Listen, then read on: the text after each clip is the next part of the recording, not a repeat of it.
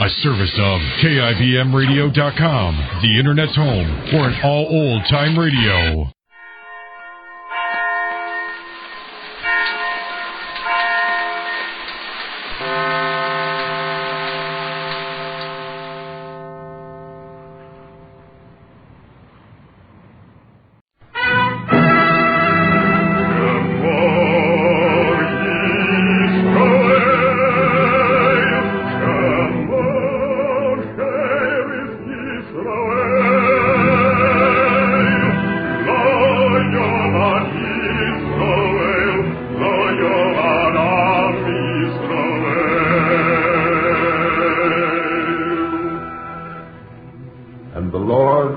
Unto Moses, saying, Command the children of Israel that they bring unto thee pure oil olive, beaten for the light, to cause the lamps to burn continually in the tabernacle of the congregation. And it shall be a statute forever in your generations.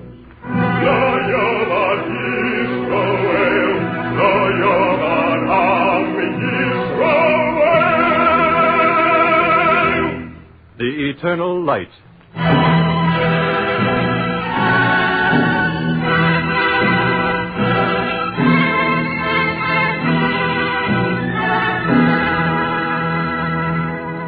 The National Broadcasting Company and its affiliated independent stations present Chapter 16 of The Eternal Light. This public service program is prepared under the auspices of the Jewish Theological Seminary of America. Today's story, written by Morton Wishengrad, is based on an essay by Professor Louis Ginsberg entitled Rabbi Israel Salater, and features Bartlett Robertson as Salater and Alexander Scorby as narrator. Following the dramatic portion of the program, you will hear a talk by Mr. Samuel Kramer.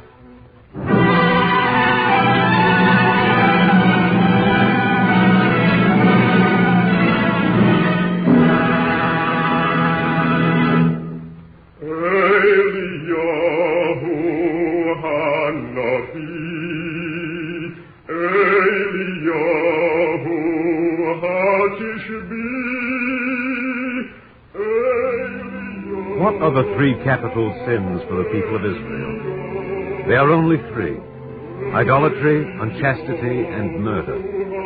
And it is written in the Talmud, there comes a time when it is considered a virtue to trespass a law of the Torah. There is even a time when a man may transgress all except the three capital injunctions, if thereby he saves a life for the world.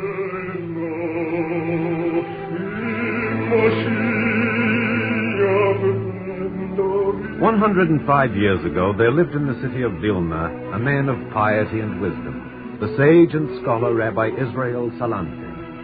And once, in the evening of his days, after a life of gentle and scrupulous devotion to the law, he committed a great act of transgression. On the solemn Day of Atonement, the day of Yom Kippur, Rabbi Israel Salater stood before the Holy Ark and said to the congregation of Vilna, The prophet Habakkuk has written that the righteous liveth by his faith. It is our faith to keep this day of Yom Kippur in prayer and fasting. I command you now to put away this fast. Take up bread in your hand, pronounce the benediction, and eat. People of the congregation, I order you to break the fast. I order you to eat.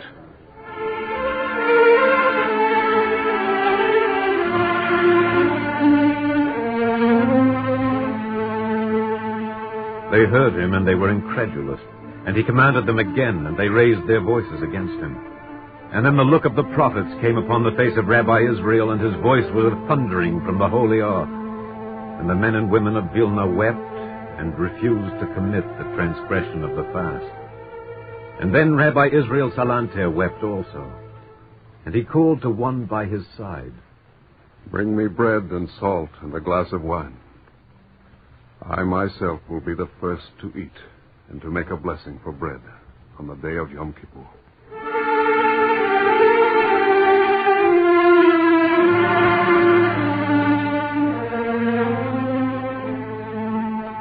Who was this man who broke the sacred prohibition? He was a scholar of scholars and a man of gentleness. He measured his day with acts of righteousness, even as the seconds measure the minutes and the minutes measure the hours. I recall once when, in a time of great urgency, Rabbi Israel encountered a man who was lamed in the foot, and the wife of Rabbi Israel, who was equally urgent, was greatly provoked. Oh, now we're late, Rabbi Israel. I'm sorry, Leah, but the man was lame. I couldn't hurry. Then why couldn't you? Leah, you saw yourself. The man was lame. Well, you're not late. Now we're late. We're too late. Oh, you see what you've done? I cannot help it, Leah. He barely walks. Would it be right for me to hurry? No, there is such a thing as carrying tact too far. Tact, Leah? That's what I said. Yes, Leah. Tact. Consideration, if you will. But something more. It is written in the law that a man is forbidden to display unusual ability in the presence of the handicapped. It is a good law, Leah. If God wills, I will never violate it.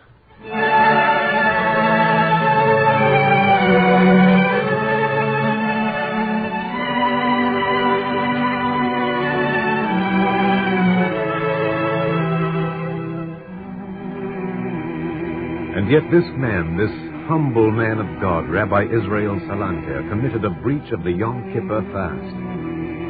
Perhaps it was because of a momentary weakness, you may ask. But he was not a man of weakness. He was a man of moral strength and considerable wisdom also. I mind the time when Solomon Cohen died and left a will which was too troublesome for the probate court. And Maya, the son of Solomon, came to Rabbi Israel in his perplexity. I thought my father loved me, Rabbi Israel. He did, Maya. He loved you very much. Then why this will? He leaves you all his wealth. Surely you have no complaint. Haven't I? Listen. My son shall not receive his inheritance until he becomes foolish. Oh, it's no laughing matter, Rabbi Israel. What does he mean? My son shall not receive his inheritance until he becomes foolish. Maya, tell me, Maya, are you married? How can a man marry without money? Oh, I see. Then there is someone. Naturally there's someone. Naomi, the grain dealer's youngest daughter. Marry her, Maya. And then when your firstborn arrives, go to the probate court and you will be paid your inheritance. But, Rabbi Israel, I don't understand. Maya, your father was a very wise man. Bless his memory. But Wait. Marry Naomi and have your firstborn. Don't you see, Maya? When a man becomes a father, he romps on the floor with his child. He utters unseemly noises with his tongue. He bores his friends utterly with his simple stories. Now have your child, Maya. You will become properly human and properly foolish. You will justify your inheritance. Maya, that is the meaning of your father's will.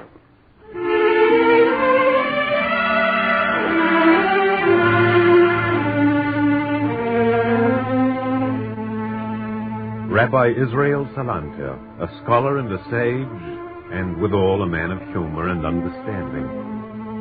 Yet this saintly person committed an act of transgression. And before I reveal to you the circumstance of this transgression, I must reveal once again the merit of Rabbi Israel. It happened on a certain day that the ghetto was disturbed by the voice of Moses, the wine merchant.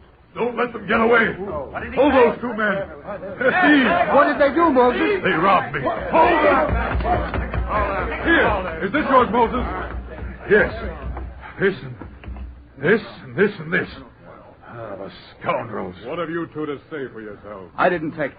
He's a liar as well as a thief. It was on him. I tell you, I couldn't have taken it. No, I suppose the angel Gabriel flew it under your coat. How could I take it?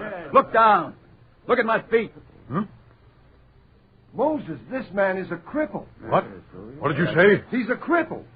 Well, if he didn't take it, the other man did. Listen, you, it's very wicked to pass off your thievery on a poor, helpless cripple.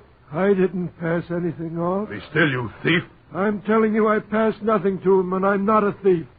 I couldn't. Look here. Look at my eyes. In the name of God, the man is blind. Pay no attention to them. If one didn't take it, the other did. I want them punished. 1 second, Moses. This is too much for us to decide. Which one is going to be punished? I know.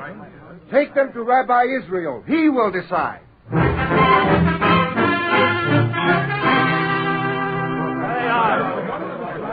Hush! Quiet, everyone. Silence, please. How was it done, Rabbi Israel? I believe I know. Didn't I tell you Rabbi Israel would know? Well, tell us. Yes, wait. Blind man, stand up. Yes, Rabbi Israel. A thief must be punished. But I swear I haven't seen the light of day for 12 years. Nevertheless, a thief must be punished. Do you admit that? All right. I admit it. But I'm not the thief. He took it. How could I, Rabbi Israel? I haven't walked for 15 years. I admit a thief must be punished, but if you punish me, you punish an innocent man. Attend me. Clearly, only one man here is the thief, since one pair of eyes guided one pair of legs. Then who is to be punished? Moses, the Talmud has decided. Place the crippled man on the blind man's back. What are you going to do? Get up. That's it. Good. Now observe, all of you. What do we behold? A cripple on a blind man's back. Yes, Moses. One pair of sound eyes, one pair of sound legs. People, this is the single thief. For the purposes of crime, they were one. For the purposes of judgment, let them also be one. Then judge them, Rabbi Israel. Oh, no, that is not proper. Take them to the court. No, you judge them yourself. My son, Rabbi Ishmael said, "Judge not alone, for none may judge alone, save the Holy One.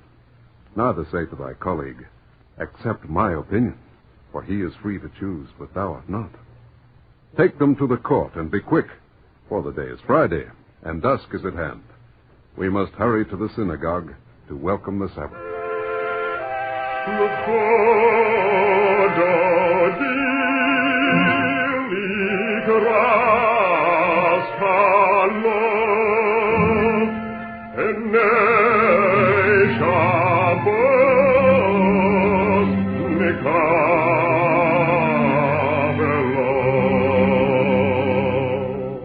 A song of the Sabbath, a song of welcome. Lecho dodi likras kalo. Come, my friend, to meet the bride. For truly is not the Sabbath the bride of Israel. Thus they sang, and thus each Sabbath eve in the synagogue of Vilna sang Rabbi Israel Salater. It is an ancient poem to be sung with tenderness, and with pride, and not without a wetness of the eye. And in this manner upon the song Sabbath followed upon Sabbath. The night became long and was stricken with winter, and the houses of the ghetto huddled together against the cold.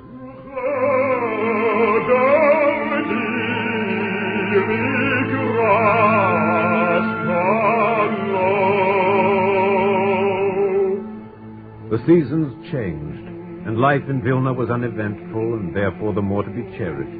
And the people cherished their rabbi, for he was a man of God and good and without blemish.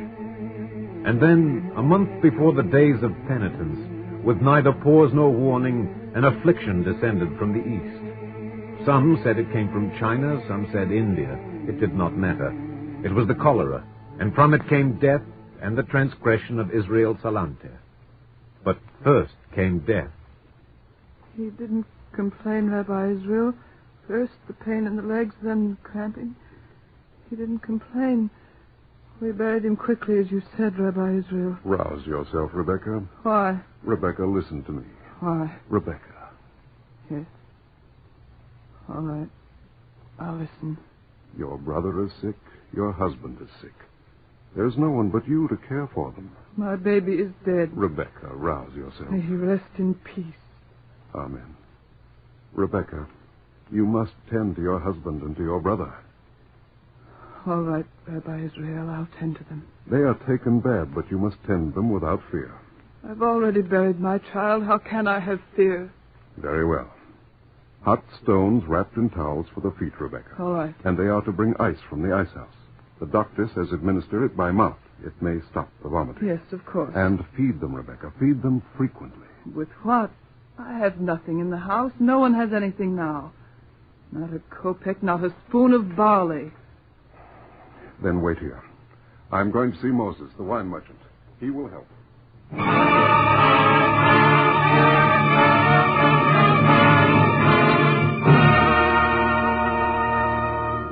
Oh, we have come on an evil time, Rabbi Israel. Yes, Moses, but the Lord giveth and the Lord taketh away. Of course. But, Moses, listen. Oh, Rabbi Israel, how great must be our sins that this punishment has been visited upon us. In the name of heaven, Moses, a little less verbal piety. These people need help. Rabbi Israel, we all need help. You must do your duty, Rabbi Israel. Tell them to trust in the Lord. Moses, I have raised my hand against no man in all my life. But before God, I believe it would be no sin if I struck you now. Rabbi Israel, someone might think I uttered a blasphemy. Is it such a terrible crime to trust in the Lord? It is a crime for you to tell that to the needy. But I trust in God. Why shouldn't they? Moses, does that trust make you indifferent to the misfortune of others? They have no food, no money. You have. Are you going to put your hand in your pocket, or are you going to let them starve? If they trust in God, they will not starve. Moses, sometimes there can be nothing more loathsome than a complacent man. Do you think you can perform your religious duties only in the seclusion of the house of worship?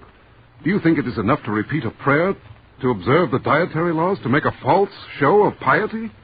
Do you think a man of religion must only contemplate and never serve? Moses, put your hand in your pocket. We need food. We need medicines. And by all that's holy, never, Moses, never tell a needy man to trust in God before you yourself have helped him.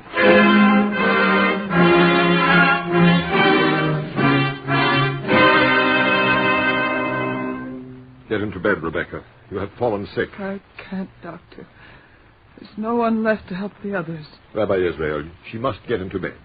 Do as the doctor says, Rebecca. No, I can't. I lost my child. I can't lose my husband and my brother. I'll stay here. I'll tend to you. No. Rabbi, it's the Sabbath. Your place is in the synagogue. Rebecca, every house is a synagogue. Every house where men are born and live and die. And remember, Rebecca, Shakanot Nafashot. In a time of danger for human life, observance of the law may be set aside without sin. Is there a better place for me to pray than here? Is there a better way for me to pray than by doing what I can for you and your family? I'll go to bed. I'm very tired. I'll go, Rabbi Israel. I must talk to you, Rabbi Israel. Yes, Doctor? 8 in every 10 are dead and dying. So bad, Doctor? Yes, so bad. And the others will surely die, and you will die with them. Unless... Unless what? Come to the point, Doctor. There must be no fasting on the Day of Atonement. On the 10th day of this 7th month is the Day of Atonement. There shall be an holy convocation unto you, and ye shall afflict your souls.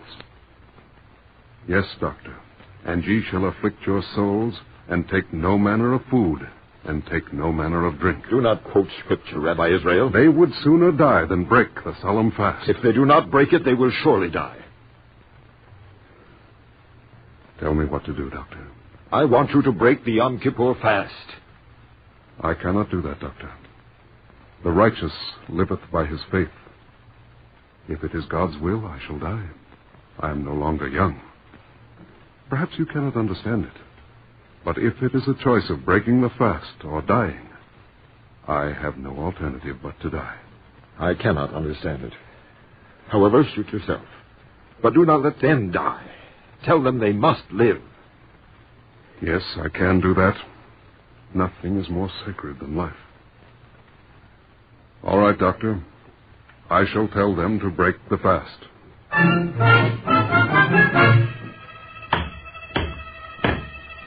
Notice, Rabbi Israel, there will be no fasting to... No fast on Yom Kippur. Tear it down. Wait, let's talk to him. Rabbi Israel, will you break the solemn fast? No. Then neither do we. You must persuade them, Rabbi Israel. I have done more, Doctor. I have commanded them. They won't listen.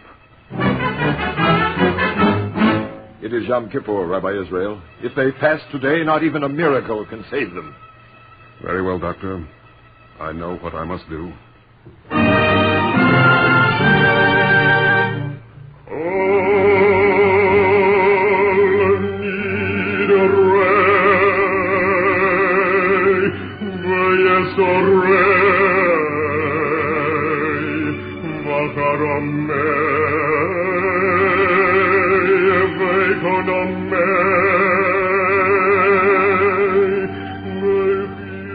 In the synagogue of Vilna, the cantor sang Kol Nidre on the solemn Day of Atonement. And outside, the death carts were piled high in the streets of the ghetto. And the day was blacker than night, and no stars shone. And the cantor sang Kol Nidre, and a remnant of Israel heard the melody and listened to the slow beat of its heart. The widows listened, and the orphans, and the bereaved men of the congregation. And they marveled that the cantor had strength to sing, for they barely had strength to listen. Then Rabbi Israel Salater stepped slowly before the open ark of the covenant and touched his finger to the holy scroll and turned to the congregation and spoke. Wherefore have we fasted, and thou seest not? Wherefore have we afflicted our soul, and thou takest no knowledge? Is not this the fast that I have chosen, to loose the fetters of wickedness, to undo the bands of the yoke, and to let the oppressed go free, and that ye break every yoke? Hear me, people of Vilna. Wherefore do we fast? Is it not to deal our bread to the hungry, and to bring the poor that are cast out to our house? And if the house is empty, whom shall we bring? I, Rabbi Israel Salater, charge you to break this fast. People of Vilna, in the name of God, I command you to break bread, to pronounce the benediction, and to eat. Rabbi Israel, as we have lived, so shall we die. We cannot break the fast. I command you. You shame us, Rabbi Israel. You shame us before the open ark of the covenant. Will you eat? We will not. Murder is a capital sin. You murder yourselves by not eating. Rabbi Israel, I am no scholar.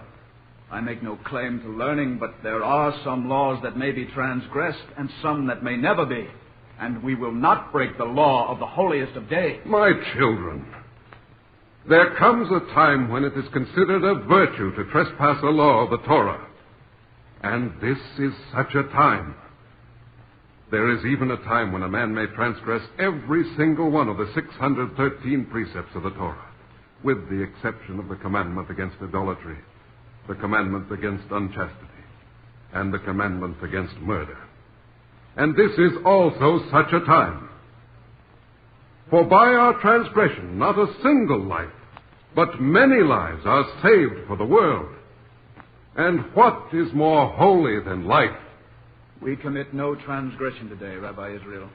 We are neither more nor less than you, and we will not do what you will not do. Very well. Blessed art thou, O Lord our God, King of the universe, who has kept us in life and has preserved us and enabled us to reach this season. Moses? Yes, Rabbi Israel? In my bag. Take it from my bag. Take what? A loaf of bread. Here is the loaf of bread, Rabbi Israel.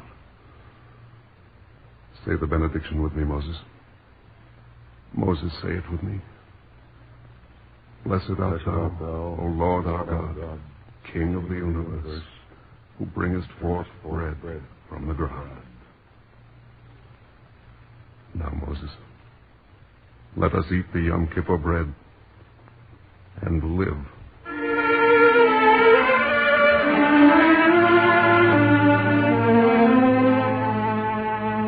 And the Rabbi Israel Salater stood before the ark of the Lord on the solemn Day of Atonement and ate bread.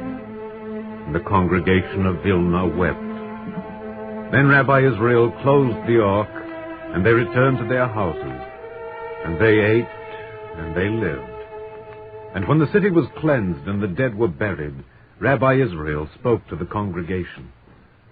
O Lord, what is man that thou shouldst magnify him, and thou shouldst set thy heart upon him, and that thou shouldst remember him every morning, and try him every moment? O thou watcher of men, why hast thou set me as a mark for thee, so that I am a burden to myself? I ask you Job's question, people of Israel, and I know the answer.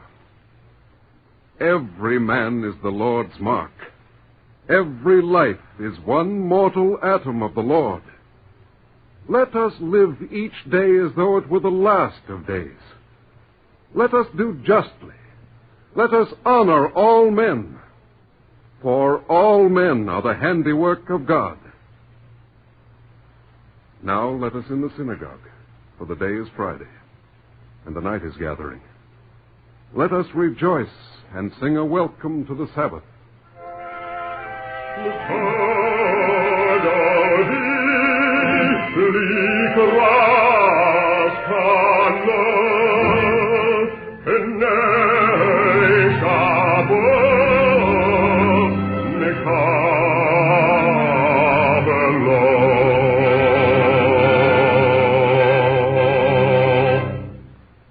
Copies of the script you have just heard, as well as the talk which follows immediately, may be obtained without cost by writing to the Eternal Light, 3080 Broadway, New York 27, New York.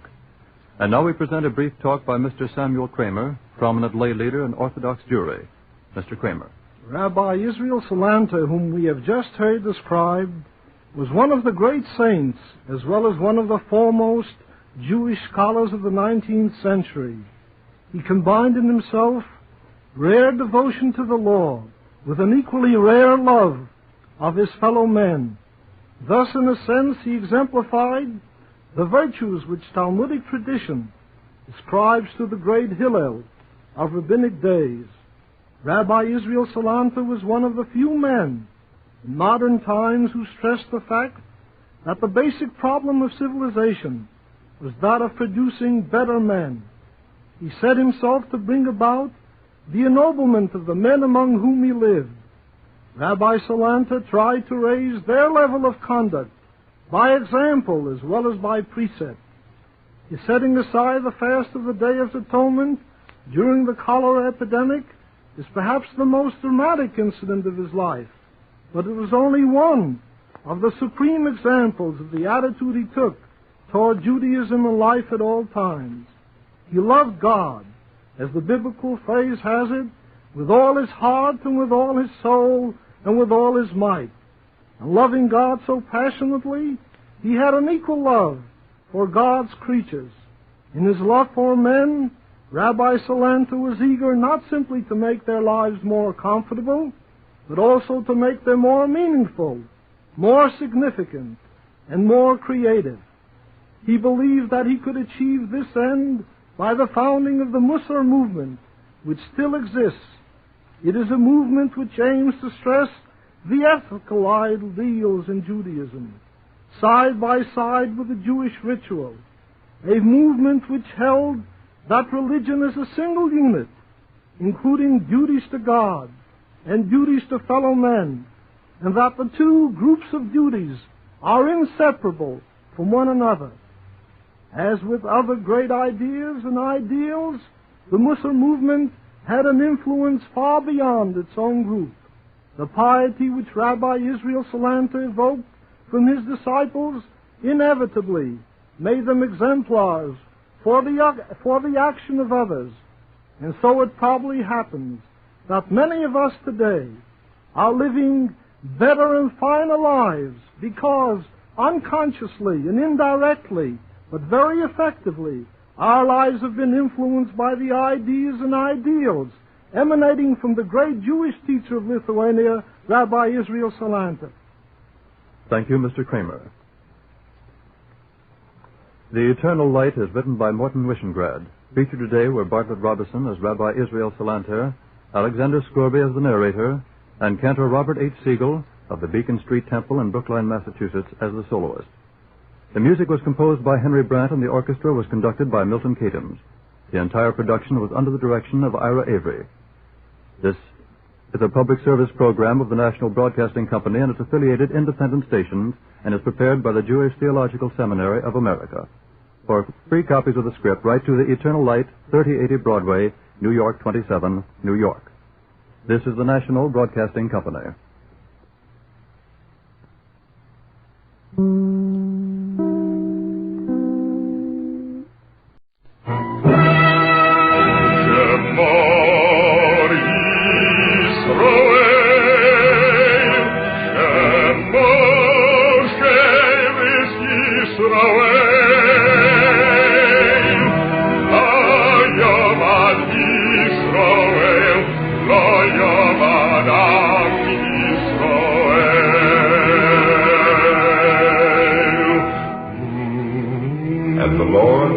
Unto Moses, saying, Command the children of Israel that they bring unto thee pure oil olive, beaten for the light, to cause the lamps to burn continually in the tabernacle of the congregation. And it shall be a statute forever in your generations.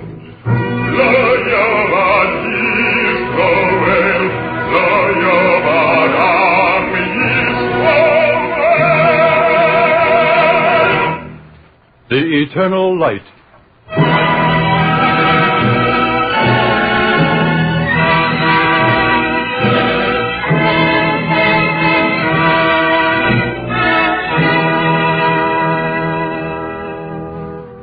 The National Broadcasting Company and its affiliated independent stations present Chapter 17 of The Eternal Light.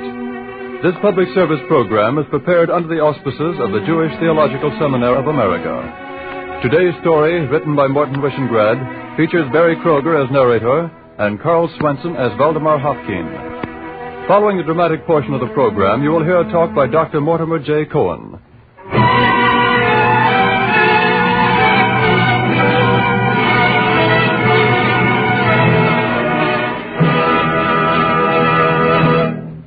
Thus it is written in the book of Ben Sirah, Honor a physician with the honor due unto him. For the Lord hath created him, and the Lord hath given men skill, that he might be honored in his marvelous works.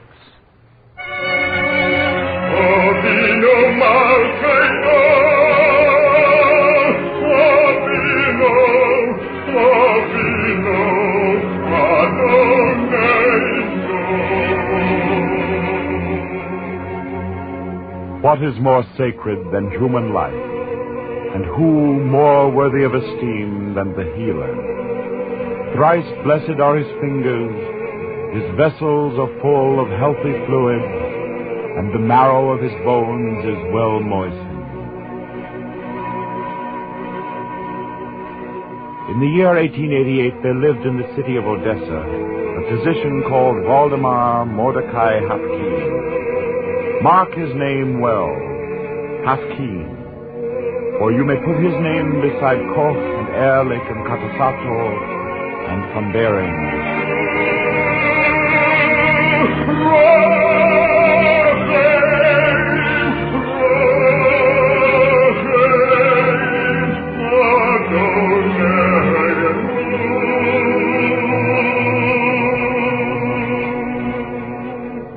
In the spring of 1888, the rector of the medical faculty of the celebrated University of Odessa summoned to his office Dr. Valdemar Hopkins, and after permitting him to cool his heels for only an hour and a quarter, condescended to see him.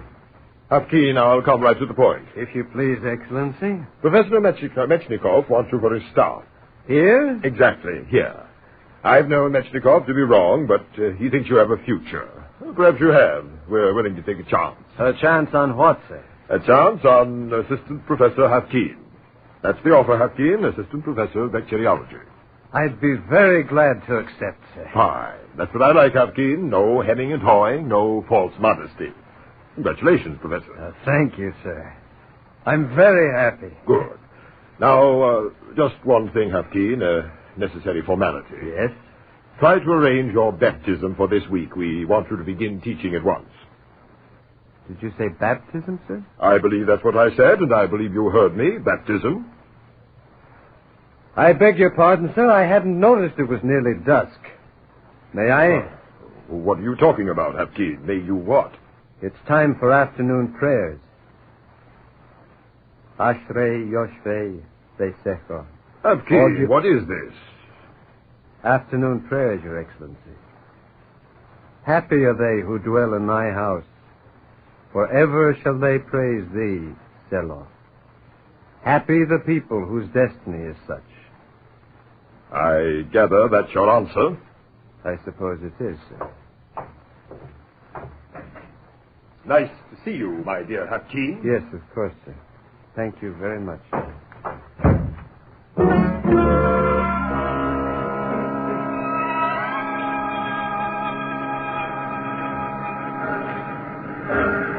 Hafkin, your microscope case, Hafkin. Thank you, Professor Microscope.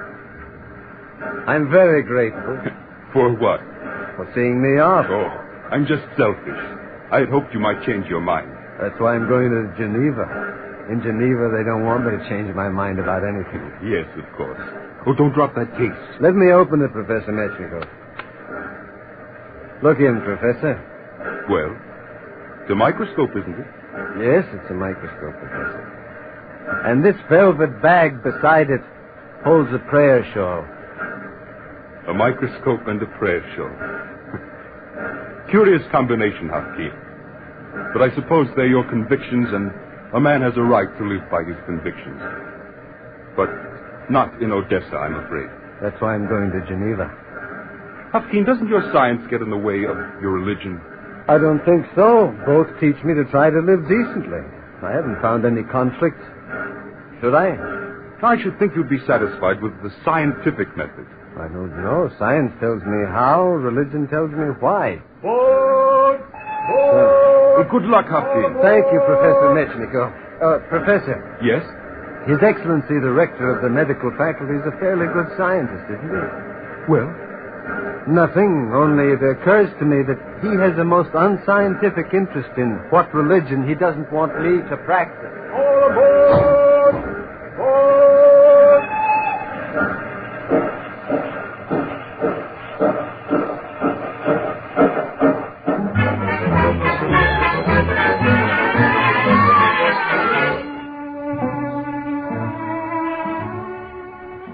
In the spring of 1888, a microscope and a prayer shawl journeyed from the city of Odessa to Geneva, and the life of Waldemar Hafkin recommenced in the West upon a symbol. For 1 year he labored in the laboratories of Geneva, and in the year 1890, a man called Louis Pasteur summoned him to Paris. We are glad to have you, Hafkin. Professor Mechnikov has recommended you very highly. Don't you like food, Hafkin? The bread is fine, monsieur. I'm sorry, Mechnikov told me you observe the Jewish dietary laws. Jean, get Dr. Hafkin some hard-boiled eggs. Oui, monsieur. Thank you, monsieur. Hafkin, it has been my rule never to discuss a man's religion, but don't you, as scientists, find these dietary restrictions, these injunctions against mixing milk and meat, well, don't you find them slightly incompatible with your profession? Monsieur Pasteur, you're a bacteriologist, aren't you? I try to be. Why? Under Hebrew dietary law, the blood is removed from the vascular system of all animals slaughtered for food. Would you call that bad bacteriology? No, I dare say I would not. It's quite true that after death, the blood is invaded by microbial germs. That's our dietary law, monsieur. For 3,000 years, we have sterilized in boiling water all utensils contaminated by unclean objects. We have rejected animal carcasses tainted with infection. We have purified our meat with crystal salt. I found it very curious that these rituals are now confirmed and blessed by the modern microscope. Perhaps so, Dr. Hopkins, but so many rituals. You wonder that I observe them all, don't you? I'm afraid I do. And I find myself wondering what life would be like without its ceremonials. No man can breathe pure oxygen. Metchnikov warned me I was acquiring an excellent microscope and... And the prayer shawl. Yes.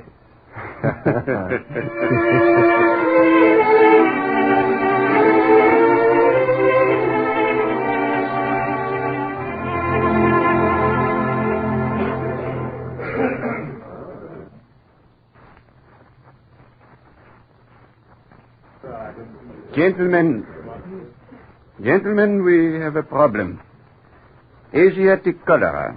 Is there another epidemic, Pastor? Not in Europe, monsieur, but once again in India. Inevitably, it must reach us. Our problem is simple. That is why it is so difficult. Thanks to Herr Koch, we know that a bacillus shaped like a comma is responsible. Our simple little problem is to take the good Herr Koch's cultures and prepare a vaccine against cholera. Monsieur Pasteur, I'd like to try. All of us would, Afkin. I have a special reason. Have you, Afkin?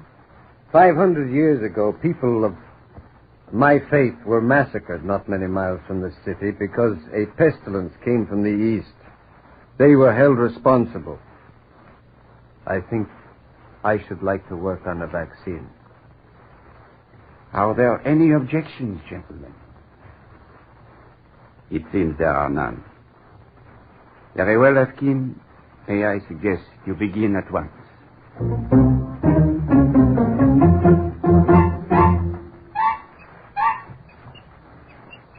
Are these enough mice, Professor Afkin? They'll do, Pierre. Are they labeled? Better than that. I've named them. This is Suzanne. This is Marie, Alouette, Jeanne, Sophie, Valérie, Marcel, Antoinette, Yvonne. All female? Why not? All day long I see nothing but men.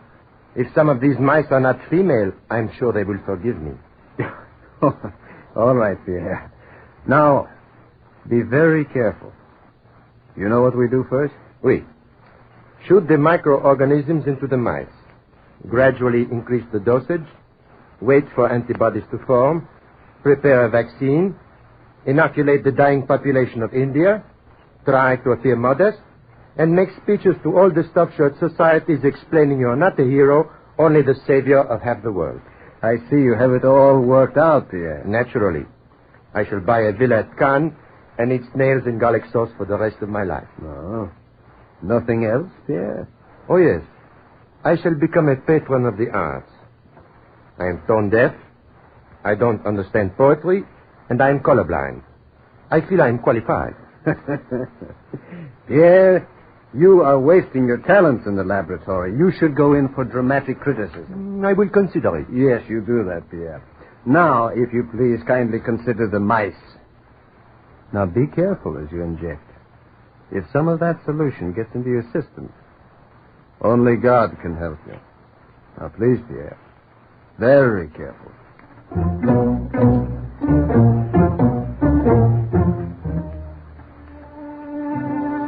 In the year 1890, Waldemar Hafkin, working in the Paris laboratory of Louis Pasteur, began the long vigil of science against death. He rose at dawn, put on his phylacteries, and wrapped himself in his prayer shawl, and glorified the God of Israel. And then he removed his prayer shawl and took up the microscope. He surrounded himself with death in test tubes, and he defended himself with the weapons of his profession and the armor of his faith. In the weeks that passed, failure followed upon failure. The mice died. He prepared new cultures of the deadly cholera organism and began again. Still the mice died. But defeat for the man of science is a better teacher than success. And Waldemar Hafkin tried again. Yeah. The mice die because our injections are too deadly. Now, we must attenuate the virus. Weaken it so that the mice will not succumb after the first injection. Poor Antoinette. I was very fond of her. Yeah. Sorry, sir. Now cook this solution. Cook it? Exactly. You will kill the organism. Either kill or weaken. And we inject with dead or dying bacilli. That may be our answer. Cook them, Pierre. Let's begin from the beginning.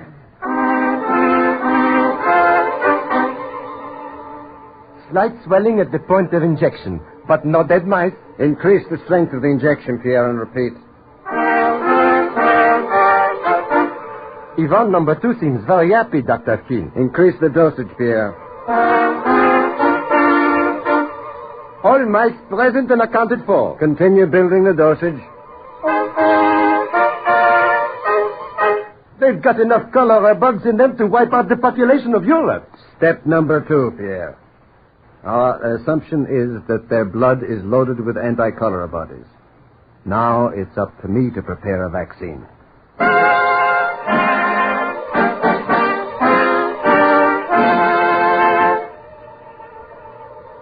These mice were inoculated with vaccine? Yes, Pasteur. And these? No vaccine. They are controlled. I see. You are ready for your test. I hope so. I've grown 2 cultures of cholera bugs on the peritoneum of guinea pigs. It's the deadliest culture I've made. Now I'm going to shoot the stuff into both groups of mice. Good, Captain. If the vaccinated group survives... No, I'm not going to hope. I just wait. Just wait and see. Yeah? All right, Pierre.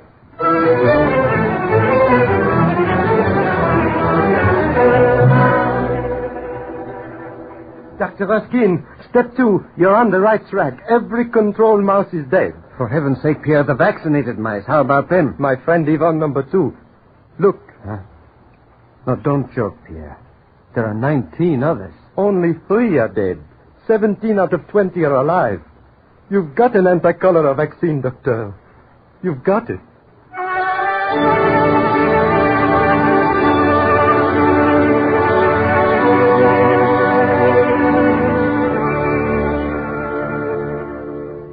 But nothing is sure in life or in science. And Waldemar Hafkin tried again. He repeated his experiment with new guinea pigs, using new controls. The vaccine held. The mice who were not inoculated died. 17 out of 20, 15 out of 20, 16 out of 20 of the vaccinated mice survived. Scientific proof. Now for Waldemar Hafkin, still another step. Yeah? Is the vaccine sterile? It is sterile. Good. Some antiseptic on my arm, please. What are you going to do? Huh? Prove the vaccine is non-toxic. Going to inoculate myself. It's dangerous, Dr. Hafkin. Suppose you're wrong. It's the only way to prove the vaccine is non-toxic. I don't believe in storybook heroes. They're generally very juvenile people, but I have calculated the risks, Pierre. I know the odds. And, you see, I believe in God, Pierre. And even in Dr. Pasteur's laboratory, God helps, Pierre. He helps. I hope so. Go ahead and inoculate yourself.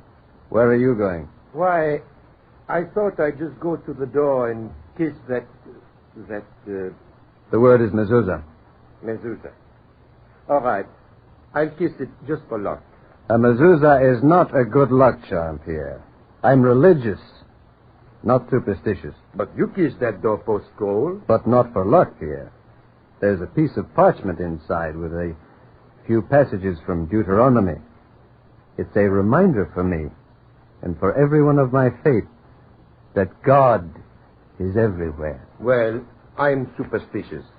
You inoculate yourself. I'm going to kiss it for luck.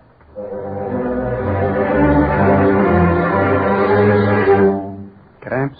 None at all. Pain in the leg? No pain. Put this thermometer under your tongue. All the way. I tell you, I have no temperature. Shut up. I'm a scientist. Feel my head, Pasteur? With my lips, no doubt. Hafkin, stop talking. You'll break the damn thing. All right. I said stop talking. Here, how's this work? I don't know.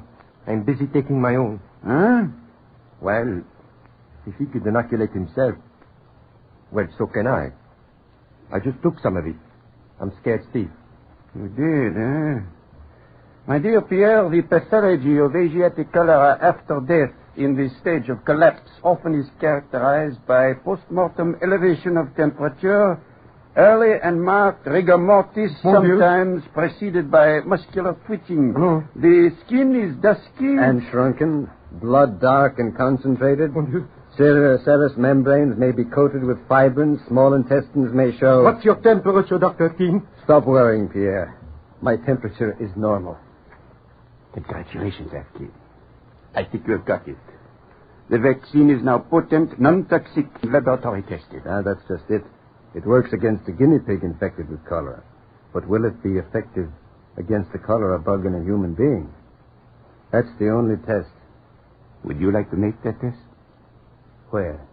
India? Not just yet. Afkin, there is an outbreak of cholera in the city of Odessa. Pierre, telegraph blank. I'm wiring the rector of the university right away.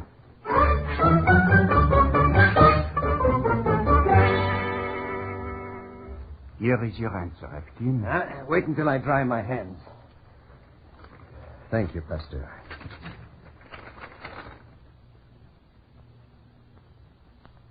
Well, Afkin? It's the rector's answer. His Excellency has wasted no time. Read it for yourself, Pasteur. The government of His Imperial Majesty prefers that the peasants should die with a prayer for the Tsar on their lips, rather than owe their lives to a Jew.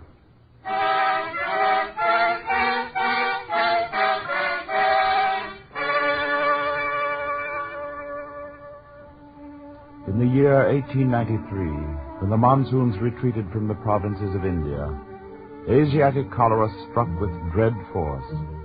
In 10,000 cities and villages, from Madras in the south to Rawalpindi in the north, there was a shriveling of the skin and a continual prostration.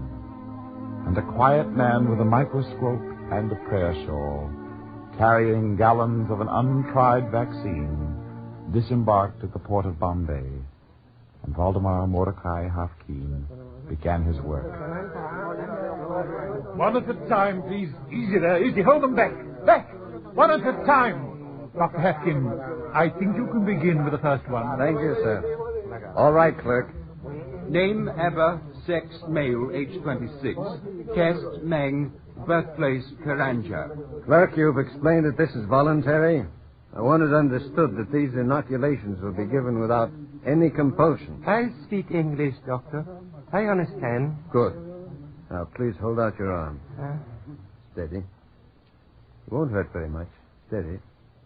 Good. Thank you, sir. No more? That's all, sir. Sadhu Babaji next. Then Ghulam Abdul Nahi, Govind Babaji, Tulkaram Rama. In line, please. No crowding. Dr. Hafkin is here to stay. Now, please wait your turn. Dr. Hafkin is not leaving India.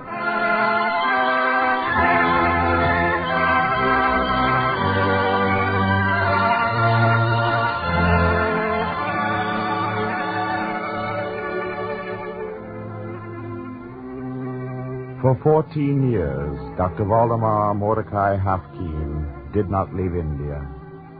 Countless millions of lives were saved by his anti-cholera vaccine. And when the bubonic plague spread its black death in Mysore, in Hyderabad, in Hindustan, and in the Punjab, Hafkin discovered a serum against a second pestilence. Cholera and bubonic plague, scourges of mankind, most ancient of the death riders, humble before the weapon of a man with a microscope and a prayer shawl.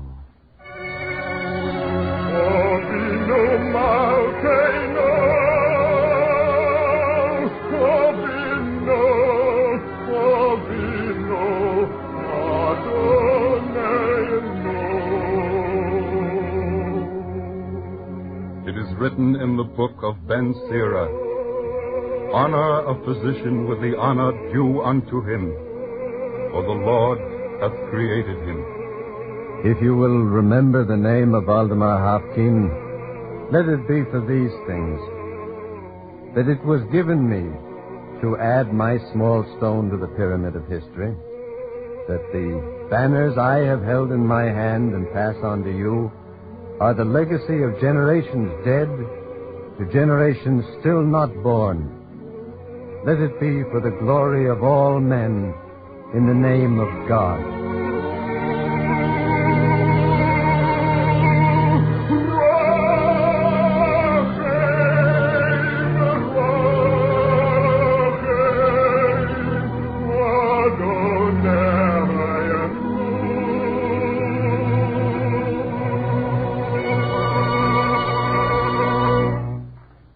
Copies of the script you have just heard, including the talk which follows immediately, may be obtained free of cost by writing to the Eternal Light, 3080 Broadway, New York 27, New York.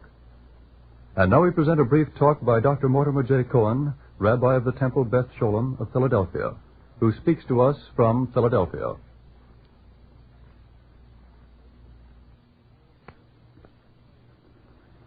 If Waldemar Hafkin had been unique among Jews in his devotion to science and religion, his life story would have no great significance for us. It is precisely because he was not unique, but was typical of great Jewish scientists throughout the ages, that his life is symbolic of what Judaism teaches about science and religion. In the Holy Scriptures of Israel, God set forth the intimate companionship of religion and science at the very dawn of creation, when he proclaimed, "Let us make man in our image, and let them have dominion over all the earth." For Judaism, there can be no conflict between religion and science. Religion's highest purpose is to inspire men to fashion a decent way of life for themselves upon the earth. Science is the knowledge that men have acquired about the physical world outside them and the spiritual world within them. And God gave men reason and intelligence with which to utilize these materials of these worlds towards the building of that decent life. Thus Waldemar Hafkin fulfilled the noblest tradition of the Jew in the symbols of the prayer shawl and the microscope. A prayer shawl and a microscope, these provide the dual means for the making of the decent human life. "Doesn't your science get in the way of your religion?" he was asked. "I don't think so," he modestly answered. "Both teach me to live decently." To live decently is the whole glory of man. Science and religion are God's tools to help men realize the decent life. Knowledge can be acquired by all men, and religion should set the goal for all men to achieve. All men of all races, religions, and nationalities should be given the opportunity to acquire knowledge and to use it for the enhancement of human living. Indeed, the spiritual justification of democracy itself as a way of life rests upon the faith that it makes possible the discovery of other Hafkins yet undiscovered, whose goodness and genius witness to the glory of God and the decent brotherhood of man.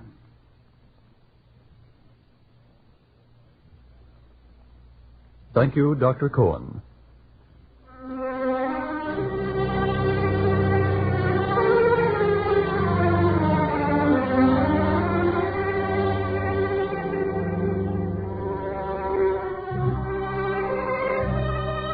The Eternal Light is written by Morton Wishengrad. The music is composed by Henry Brandt and conducted by Milton Catums. The vocalist was Cantor Robert H. Siegel, and the speaker was Dr. Mortimer J. Cohen.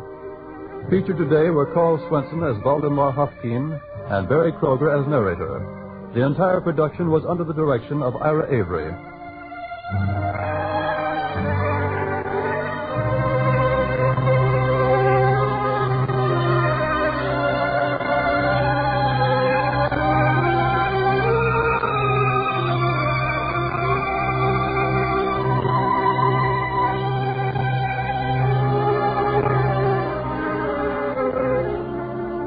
The Eternal Light is a public service presentation of the National Broadcasting Company and its affiliated independent stations in cooperation with the Jewish Theological Seminary of America.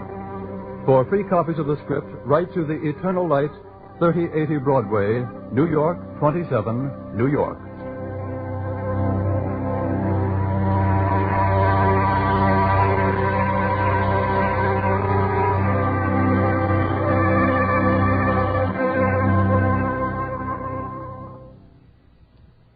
This program came to you from New York City. This is the National Broadcasting Company.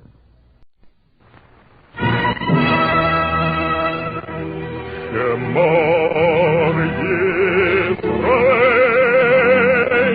Shemor Sheretz Yisrael, Lo Yovad Yisrael, Lo Yovad Am Yisrael. A man will be buried tomorrow on Lincoln's birthday. His name, Daniel Harris, dead in the 98th year of his life. To the memory of this last survivor of the 8,000 Jews who fought under the banner of the Union in the Civil War, we dedicate this program. Lo Yovad Yisrael, Lo Yovad Am Yisrael. The Eternal Light.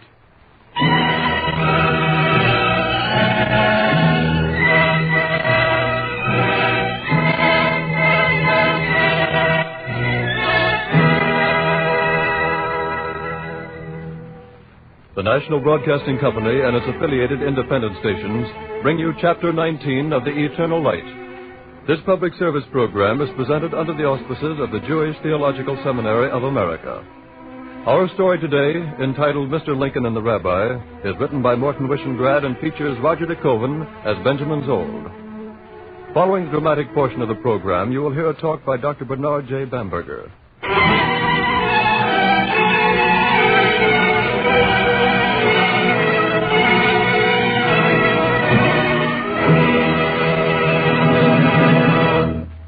Avadim hayinu, ata benechorin. Spring had come early. April was a seed time of hope and a promise of fertility. In the spring of 1861, few men could foresee the terrible harvest of the year's end. Benjamin Zold was my name, and I was the rabbi of the congregation Ohev Sholom in the city of Baltimore. 1861. I should tell you a story of that year. A story of a man called Simeon Marx and another man called Abraham Lincoln. And if what I have to tell holds more in the telling of legend than of history, I pray you to consider the words of a sage of Israel, that while history has her truth, legend has her truth also.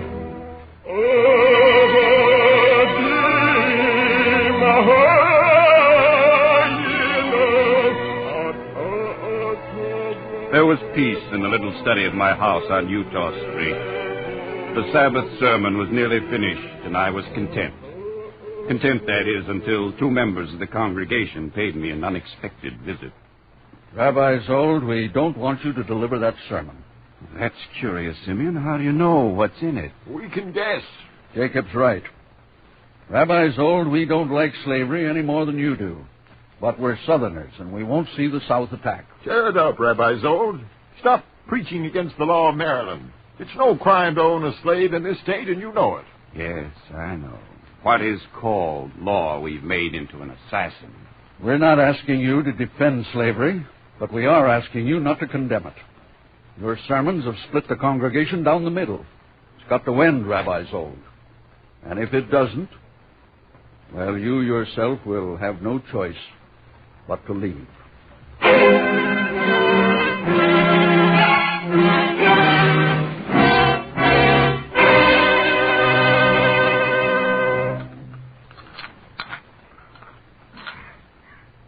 drink your tea, Benjamin, before it gets cold. That's all right, Sophie. I just want to think. There are other congregations. There's a place waiting for you in New England. Sophie, I'm a rabbi. If I have a function, it's to mediate between men, to settle differences. I don't want my sermons to be a bleeding sore. Your tea is getting cold. Oh, now stop worrying. Besides, Mr. Ephraim's going to be here soon to talk about that pulpit in Boston. I know. What are you going to tell Mr. Ephraim? I don't know, Sophie. I just don't know.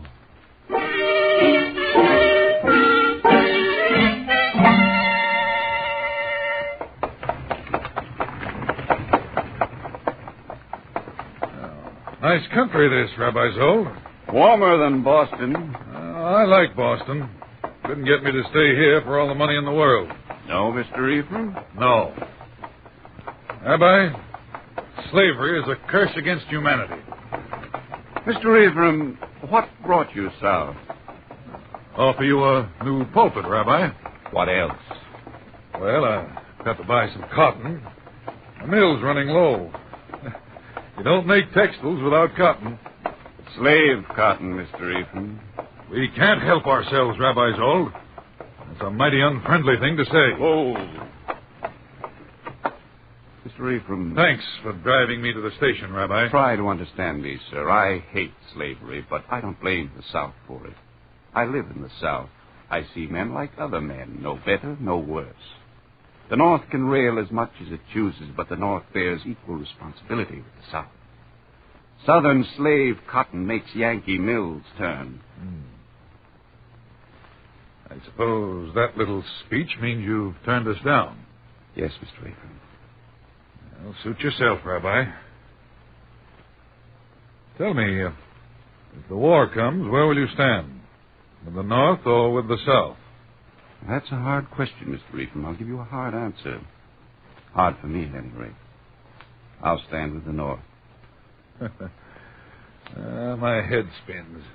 Isn't anybody clear about anything? There was a French philosopher named Pascal, Mr. Ephraim. He said once that truth is two opposites. That's about the only thing that is clear. I'm going to stick to my congregation, Mr. Ephraim. That's all I can do. Shalom Aleichem, Malachei HaShoreis, Malachei Elyon.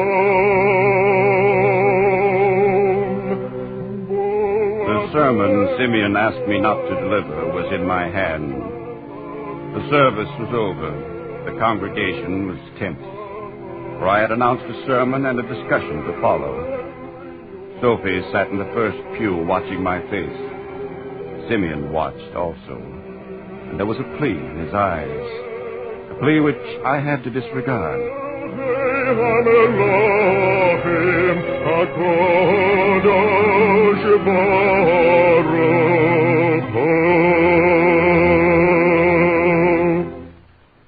I have chosen for my text a verse from Isaiah.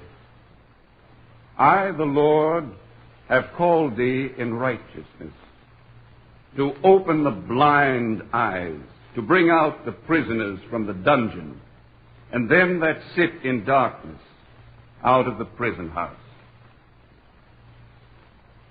Members of the congregation, I'm reluctant to be a cause of dissension in your midst.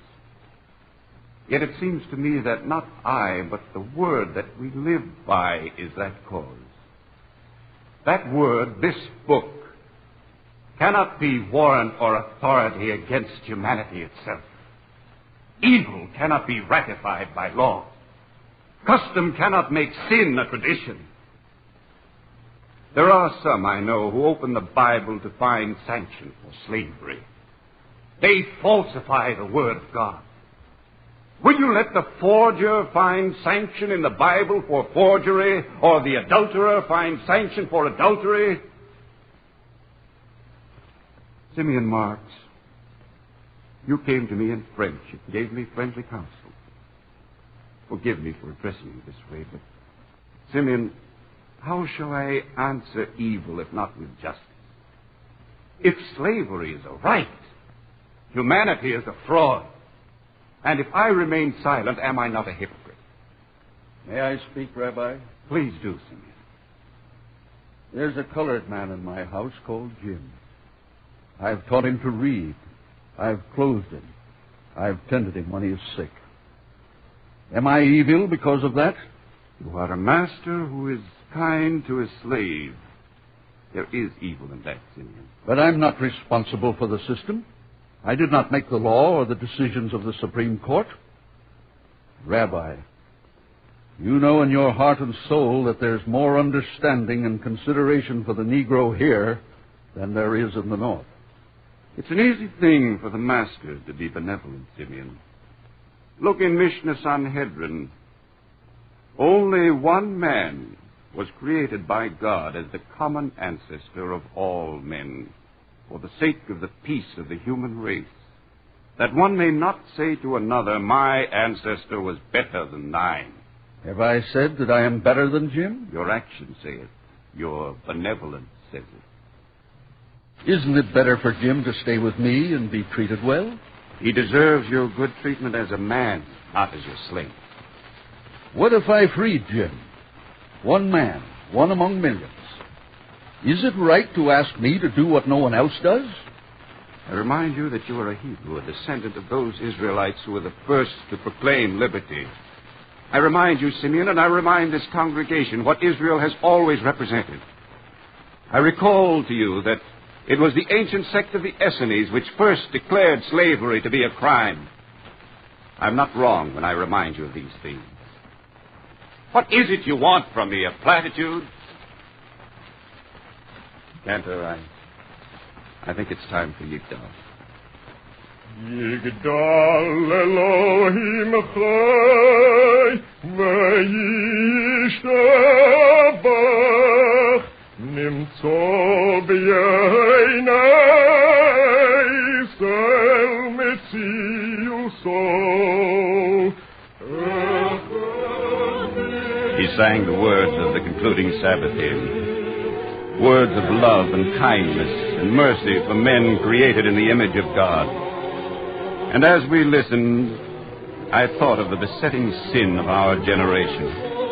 To open the book, to scan the text, and to seek confirmation only for what has already been done or for what is desired. I was only a rabbi. I was no bookkeeper of consciences. Yet Simeon was on my conscience. He troubled me. He troubled me a great deal in the days that followed. And not only Simeon, but the man Jim, Simeon's slave. And then one night there was a knock on the door of the house in Utah Street. I'll see who it is. What? Is something wrong with Simeon? Please, ma'am, you got to let me in, quick. Jim, what's happened? Please, ma'am, please close the door. Of course. Reverend, you mustn't let him take me.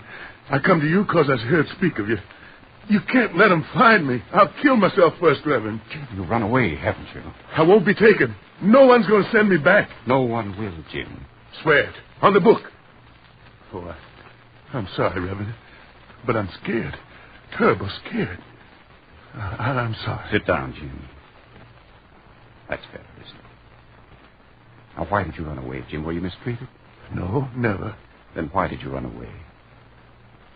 Your people were slaves once. You run away.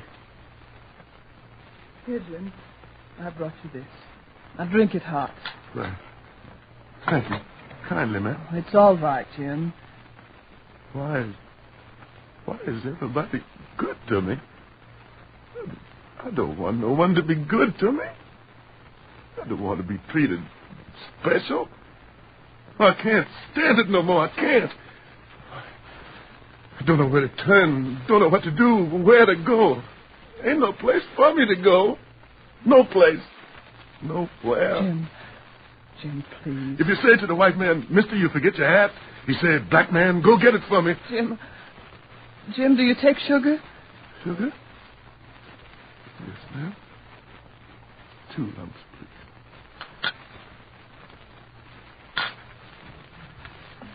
I think it's time to... Excuse me, it's time to feed the baby. You can stay here, Jim. You won't give me up, Reverend? I don't want to keep saying it, but don't give me up. Trust me, Jim. Well, how can I? You got to give me up. That's the law. Oh, it's no use. No use at all, I guess. Jim, please trust me. We'll find you a blanket. Try not to worry. Remember, whatever I do, whoever comes to this house, remember you'll be safe here.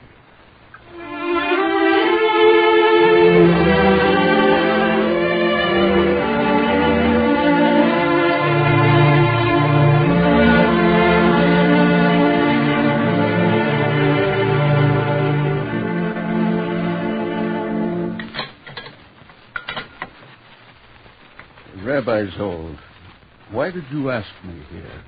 I'm afraid you haven't eaten very much, Simeon. He's hardly touched a thing, not even the potato pudding. Well, I'm upset. Forgive me for spoiling your dinner. Oh, it's all right, Simeon. I'll clear away the things. Stay a while, Sophie. There's always time for a Sabbath song of grace, isn't there, Simeon? I suppose so. Good. Sur Michelot. And a little less vibrato this time, Sophie. Sur Michelot, Chalenu, Barachu, Emunai, Savanu, Vebosarnu, Kidvanu. Excuse me. Jim. I brought some more tea. Oh, Jim, thank God you're safe. I'm safe, Master. I'm so glad to see you, Jim. I've missed you terribly. I've missed you, Master. Why did you run away from me, Jim? Didn't run away from you. No, Jim? No, sir. I run away from being a slave. Will you come back, Jim? I stopped being a slave. Come back, Jim. Come back as a free man. You're free, Jim. Free. You mean that, Mr. Simeon? I've never lied to you, Jim. No, sir. You never lied to nobody. Oh, I'll be mighty glad to work for you, sir. Mighty proud.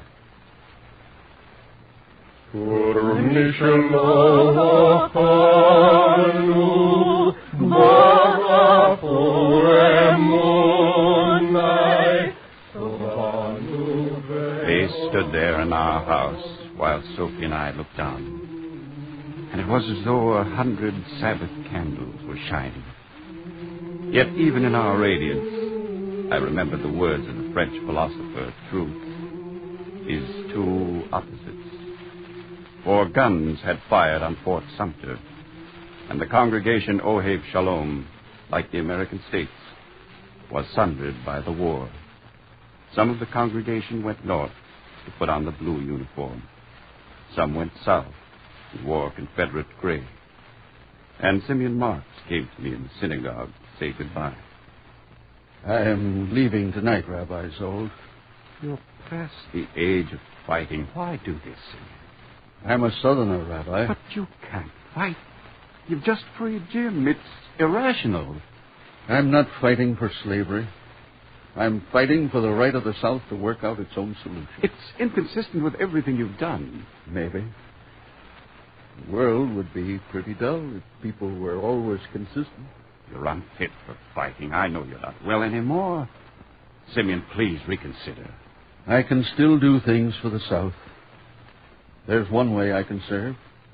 What way, Simeon? Goodbye, Rabbi. Simeon, what way? Tell me. Goodbye, Rabbi. You won't tell me? I can't. But it's a way to help the South, that's all I can say. God bless you, Rabbi. Look after Jim for me.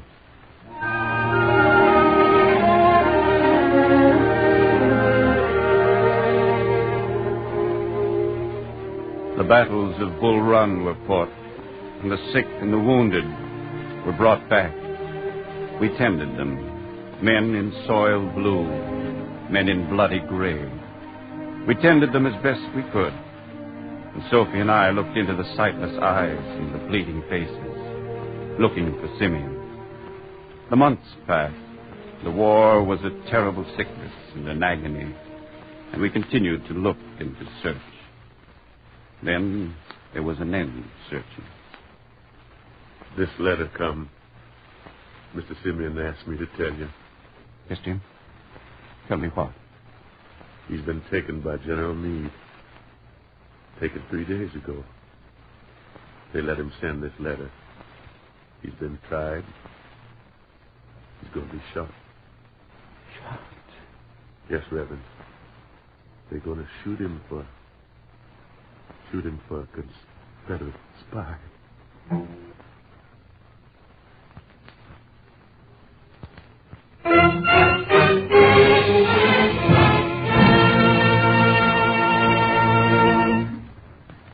Mr. Lincoln can see none, Rabbi.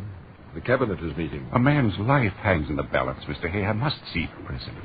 I'm sorry, Rabbi. My orders are strict. Then, please, give Mr. Lincoln a message for me. All right, I guess I can do that. You'll find paper and pen on the desk. No, give him this Bible. Let me mark this passage. Yes. Have mercy upon me, O Lord, for I am weak. Take this in, Mr. Hay. Take this to Mr. Lincoln.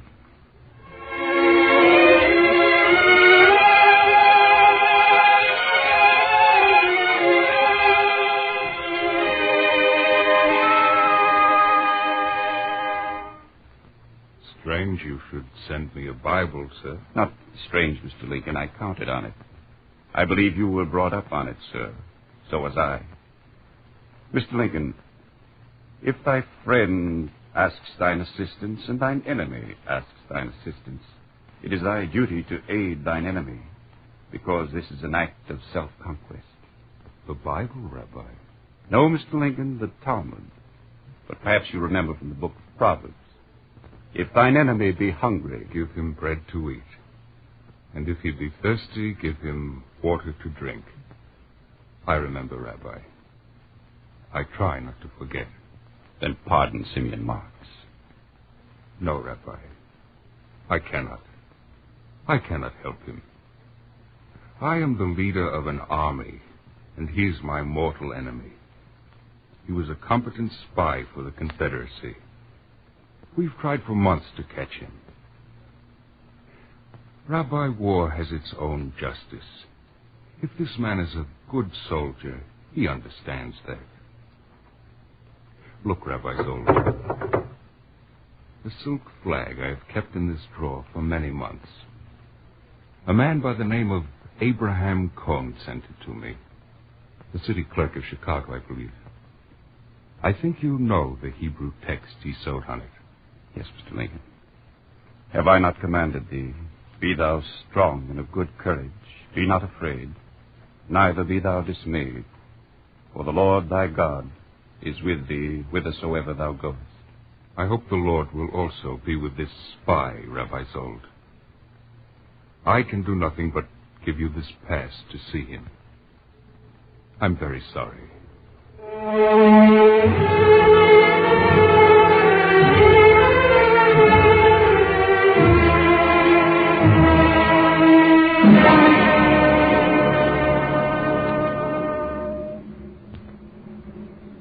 Don't grieve, Rabbi Zold. Mr. Lincoln was right. War is war. It cannot be softened. I'm ready, Rabbi Zold. Jim sent this for you. My prayer shawl. Thank Jim for me. I will, Simeon. I, the Lord, have called thee in righteousness. You see, I remember your text. To open the blind eyes, to bring out the prisoners from the dungeon. I hope it's true, Rabbi. Yes, Simeon. I'm a coward. I'm afraid to die. I'm afraid of pain. There's so much pain in the world. I hope something good comes out of this war, out of all the pain. I've worked for the South, but whoever wins, I pray to God it's for something better. I pray to God. And I will give thee for a covenant of the people, to open the blind eyes, to bring out the prisoners from the dungeon, and them that sit in darkness out of the prison house.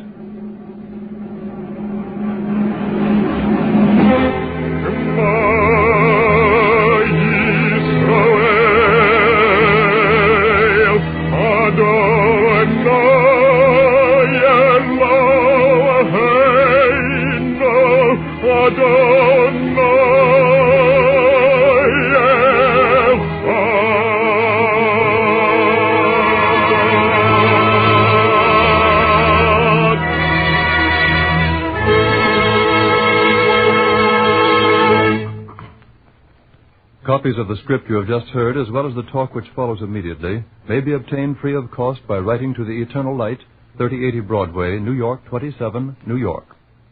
And now we present a brief talk by Dr. Bernard J. Bamberger, Rabbi of the West End Synagogue, New York City. Dr. Bamberger. The slavery question was settled after untold suffering and bloodshed. But though we have settled the question of slavery, we have not settled the question of freedom, as the present war tragically testifies. We no longer buy and sell human beings, but mankind has not yet achieved the full measure of liberty.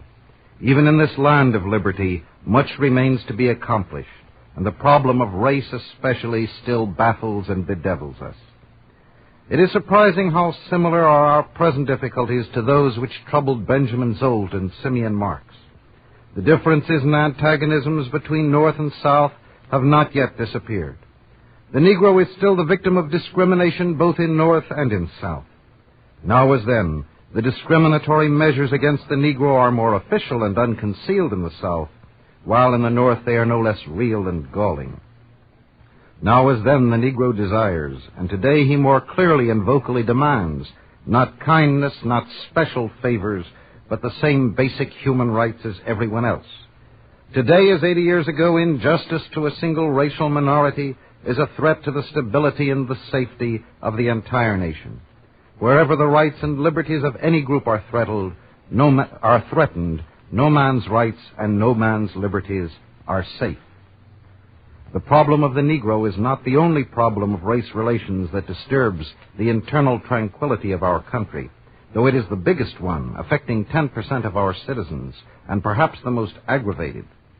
The teachings of religion and the security of the nation alike demand that we face and solve this question of minorities. The color of a man's skin and the texture of his hair, the country he or his grandfather came from, and the church he chooses to attend must not have a bearing on his right to life, liberty, and the pursuit of happiness. As a human being and as an American, he cannot be denied decent facilities for living, the education for which he is qualified, and the job for which he is fitted. It is gratifying to record that the voice of religion is being heard more and more plainly on this subject. Recently, one of the great agencies of the Christian Church has issued a magnificent manifesto on race relations.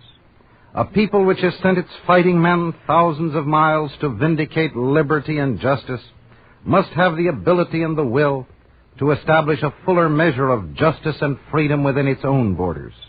We must be prepared to act and to live in accordance with the sacred words spoken in the very first chapter of our Bible.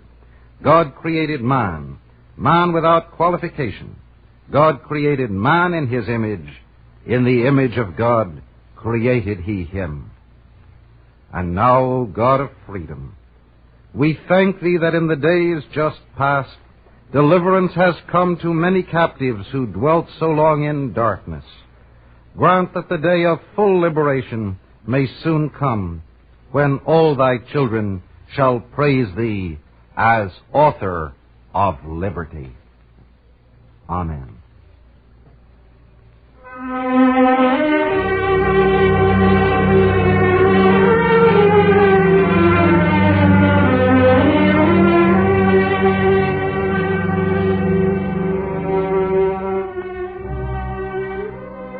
The script was written by Morton Wishengrad and featured Roger de Koven as Rabbi Benjamin Zold and Rod Hendrickson as Simeon. The music was composed by Henry Brandt and conducted by Milton Katims.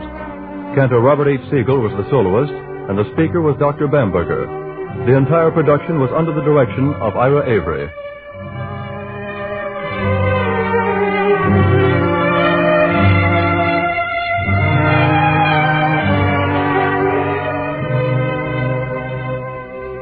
The Eternal Light is a public service presentation of the National Broadcasting Company and its affiliated independent stations. These programs are presented under the auspices of the Jewish Theological Seminary of America. Copies of the script may be obtained without cost by writing to the Eternal Light, 3080 Broadway, New York 27, New York.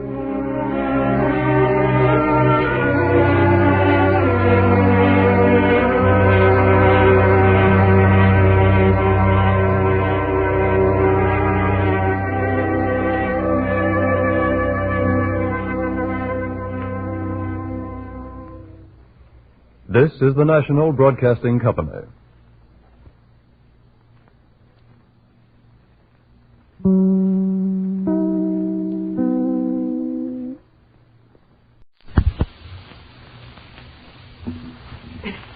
Presenting Sam Jaffe in the world of Sholom Aleichm.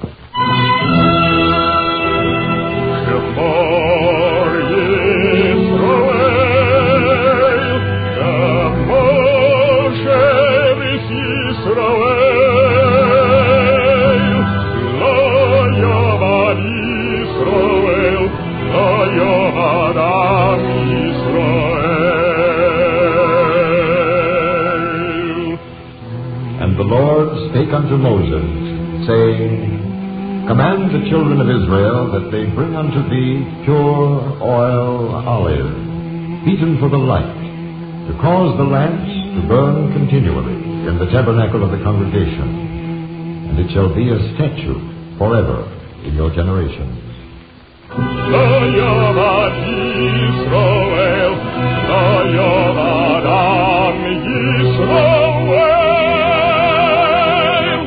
The Eternal Light.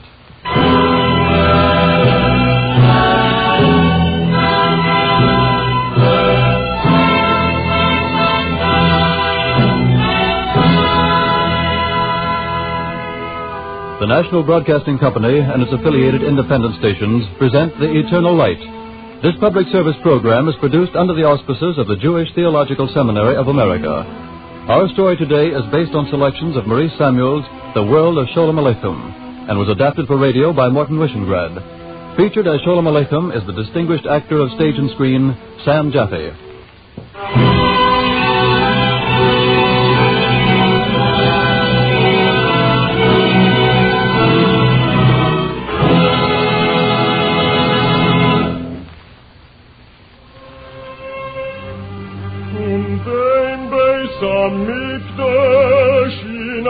Winkel Cheder sitzt die Alemona Bastion allein. This is the story of a world that is no more. It is a pilgrimage among the cities and inhabitants of a world which only yesterday harbored the grandfathers and grandmothers of millions of Americans. One man was a mirror of that world. His name was Sholom Rabinovich, and he wrote under the pen name of Sholom Aleichm.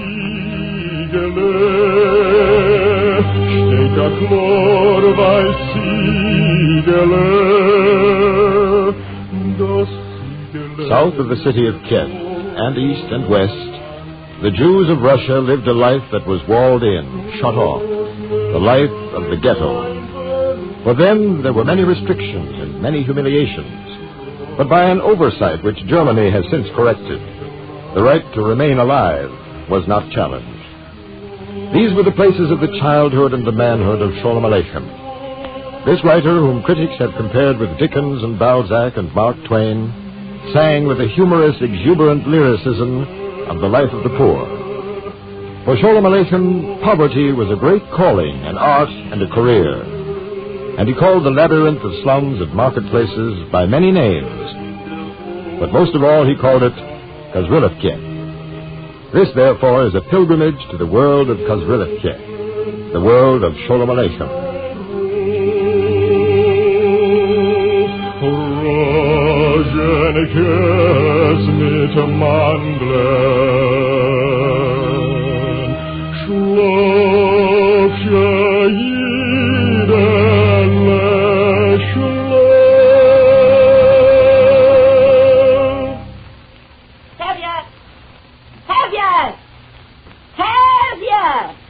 Have you seen that worthless husband of mine? Huh?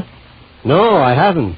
He's probably on his way home through the forest. Well, why isn't he here? I'm sure I don't know. After all, you're his wife. Why bother me? You created him, didn't you? Mr. Sholom Aleichm, the writer. A fine writer. If you had to invent a person like Tevye and a person like me, why couldn't you have invented us rich? Because God loves the poor. Never in a million years. No? No. If God loved the poor, he wouldn't make them poor. You ought to be ashamed of yourself, Mr. Sholom Aleichm. 7 children you give us, and every one a girl. And Tevye nothing but a drayman, a wagon driver, earning 1 ruble a day. 9 people living on 1 ruble a day. You ought to hide your face. Don't take on so, Mrs. Tevye. After all, this is only a piece of fiction. Save your excuses, Mr. Sholom Aleichm. It is not a piece of fiction. It's the world of the Russian ghetto. Very well. So what of it? So what of it, he asks? My dear Mr. Sholom Aleichm, may you have 100 estates. Yes? And on every estate, 100 mansions. Well? And in every mansion, 100 rooms. And in every room, 100 beds. And may a malarial fever toss you from bed to bed. What of it, he says? Tevye! Tevye! Tevye!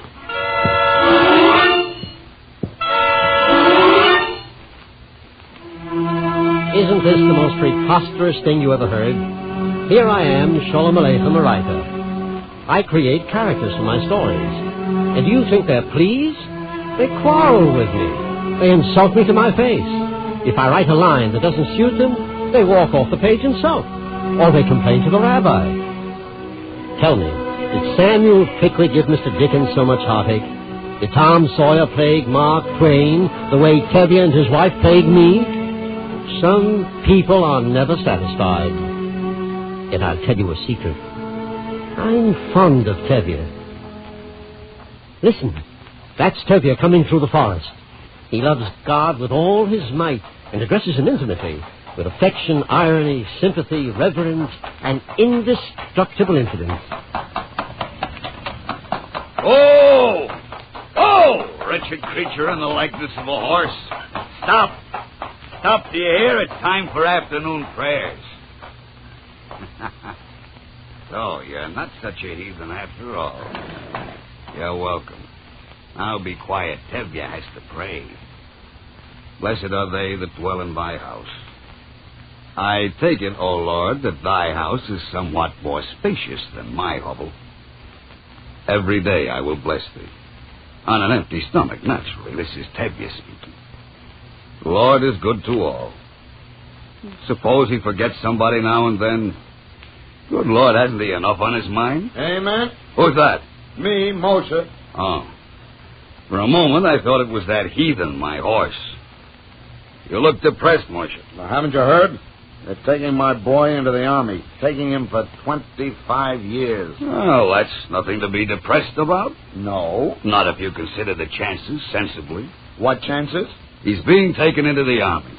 So, one of 2 things can happen. Either there is a war or there isn't. If there isn't, what have you to worry about? Suppose there is a war? Then again, one of 2 things will happen. Either he'll be sent to the front or he won't.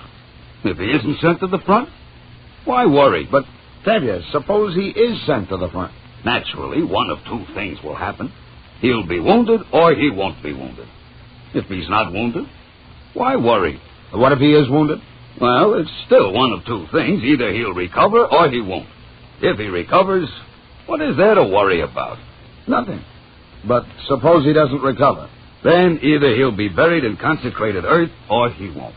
If he's buried in consecrated earth, what is there to worry about, eh, Moshe? Tevye, you're perfectly right. I'm glad I spoke to you. Only... Yes, Moshe?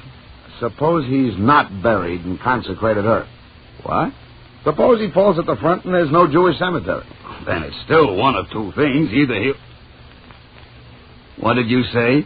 Suppose there's no consecrated earth to bury him in. Well, then, Moshe, all I can say is that your son is in some fine fix.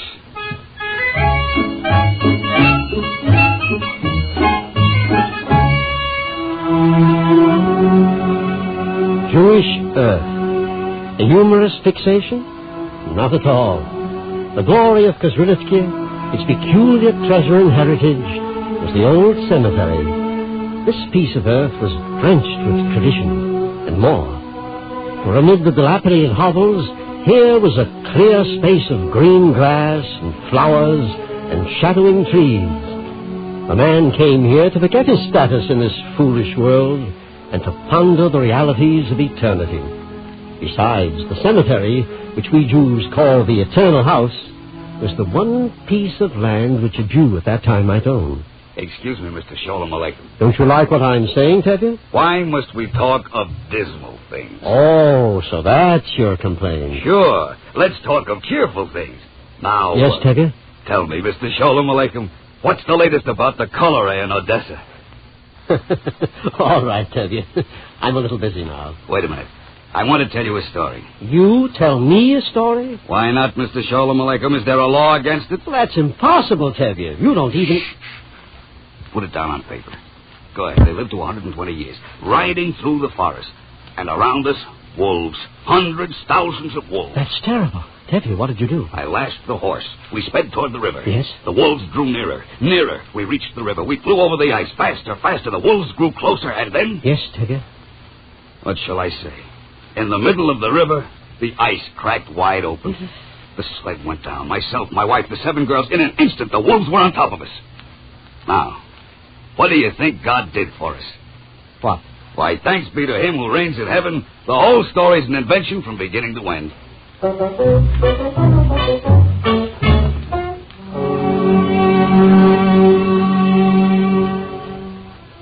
You see the trouble I have with Kozrilivkites, and with Tevye most of all? But let us leave Tevye for a while. Let us talk about important things, like the religion of the Kozrilivkites. There was no division between life and faith. Religion wasn't something tacked on to life. It was life itself. Therefore, during the solemn days before the great day of Yom Kippur, the men and women of Kozrilivki thought a good deal about repentance and mutual forgiveness, especially someone like Noah Wolf, the butcher, a hard, rough man who from year's end to year's end is the terror of his customers. Thus read Noah Wolf, any day of the year, in his butcher shop. Reb Noah. Don't you see I'm busy? Please, Reb Noah. What do you want? Have you any fresh meat this morning? Reb Noah. Well, are you still here? Have you any fresh meat this morning? Fresh meat? Certainly not. Rotten meat, crawling meat is all I deal in. What do you have? Please, Reb Noah Wolf, give me a good portion. I'll give you exactly the portion you've earned. Reb Noah, why do you talk like that? I don't know. It just comes out of me. Now, stop asking so many questions. Why does everybody ask me questions? Yes, Reb Noah doesn't know why he is rough and irritable. But in the days of repentance, Noah Wolf is as meek as one of his own slaughtered lambs. On the day before Yom Kippur, clumsy, burly Reb Noah Wolf makes the rounds of his neighbors. Yes? Oh, it's you. If I've offended you with a harsh word, forgive me. And may you have a happy year. You too, Reb Noah Wolf. May God forgive. Have a piece of cake, Reb Noah. They all do this. Reb Noah, Ezriel the fish dealer, Ganti the Hebrew teacher, Sana the water carrier. They all make the rounds and ask forgiveness. And always the answer is... You too, Reb Ezriel. May God forgive. Come in and have a piece of cake.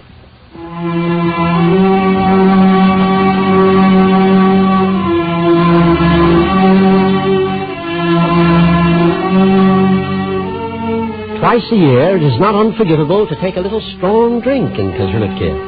On the day of the rejoicing of the law, Simchas Torah, and on Purim, the day of the celebration of Esther's triumph over Haman. To your good health, Tevye. Drink it down. A Kozrilivkite talking of drinks puts you in mind of Vikings draining gigantic flagons. A Kozrilivkite actually drinking is much less formidable. Drink, everyone. Blessed be Mordecai, cursed be Haman. The first thimbleful brings a joyous light into his eyes. The second thimbleful sets him dancing. The third thimbleful extinguishes him. 3 healthy peasants can drink at one sitting all the brandy consumed on Purim and Kazrilivke and walk home erect. But there are other ways of celebrating. There's the Purim play, which brings us to Naphtali with the legs. Sit down. I, Naphtali, as always, will play Memucan. You, Beryl, will play Queen Esther. You, Chaim, will play Mordecai. You, Solomon, Ahasuerus. But I, Naphtali, with the legs, I play the King's Chamberlain Memucan. You play Memucan every year. Give someone else a chance. That's right, Naphtali. How about me? You? That's right, me. Don't make me laugh. Look at your legs. Short. Look at mine. Nice and long. The longest legs in Kazrilivke. I play Memucan. What have the legs to do with it? Who carries the message of Ahasuerus to Queen Vashti? Memucan. Who brings back the stupefying answer? Memucan. With whom does Ahasuerus take counsel? Memucan. Who is the ambassador to Mordecai?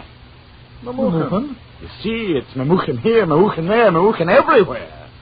And Memucan with short legs is a calamity in a Purim play. I, Naphtali with the legs, I play Memucan.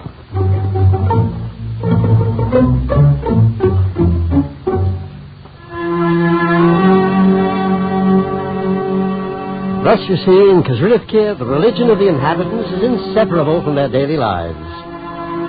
And yet, they never speak of religion. It is something understood, like being human. They had nothing to be good with except religion, and nothing to be bad with except religion. And among their prayers was one which went, O Lord, let me worship thee not only with my good inclination, but also with my evil inclination. Humor in Kazrilivke was tinctured with this same feeling. The jokes had a savor of the Torah, or else a flavor of the Talmud. Thus Tevye, a man of few letters, nevertheless could argue with his wife in Talmudic style. My cousin Menachem Mendel was here. I don't want to hear about him. Tevye, why not? First, because he's a shlemiel. He's the kind of a man who starves all day and dreams of hot soup at night, but doesn't have a spoon. Maybe. But if there's a first reason, what's the second? Menachem is a luftmensch. You know what a luftmensch is? A man who starves by his wits. To hear you talk, someone would think you like rich people. Me? Are you crazy? Let it be understood that the first thing I look for in a man is a little learning. I say that an ignoramus is worse than a hooligan. Leave your head uncovered, walk on your hands like a lunatic, that's your business. But as long as you know what's doing between the covers of a book, you're my kind. If on top of that you happen to be a rich man, I consider it a minor defect.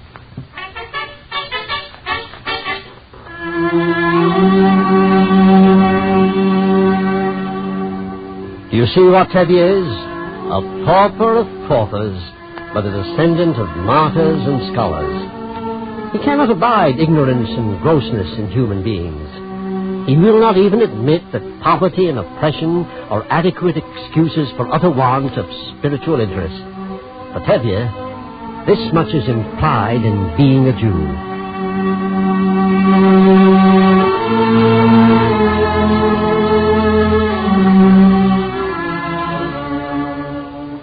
There was another symbol of Kazrilivke, Reb Yosefel. Reb Yosefel the Rabbi. To say that he was a scholar and a saint is but to give him his formal due. He was the conscience of Kazrilivke, its purer self and its suffering heart. He did not believe in the sin of others. He saw only childishness and error. No man, in his view, was wicked by choice. It was all misunderstanding. So when Reb Samson, the father of Meyer and Schneier, died and left no inheritance other than a seat beside the eastern wall of the synagogue, a seat beside Reb Yosefel himself, Meyer and Schneier quarreled for the inheritance. This was understandable, since Meyer and Schneier were twins. The seat belongs to me. I was born before you. Prove it. Who can prove that you're Meyer and I'm Schneier? Suppose they mixed us up when we were infants? My dear Schneier, may you live to be 120 years, but the seat belongs to me. We'll see about that. Don't try any funny business, Schneier. I'll remind you of the same, Meyer. Is that so? Well, we'll see what we shall see. Remember, I'm warning you.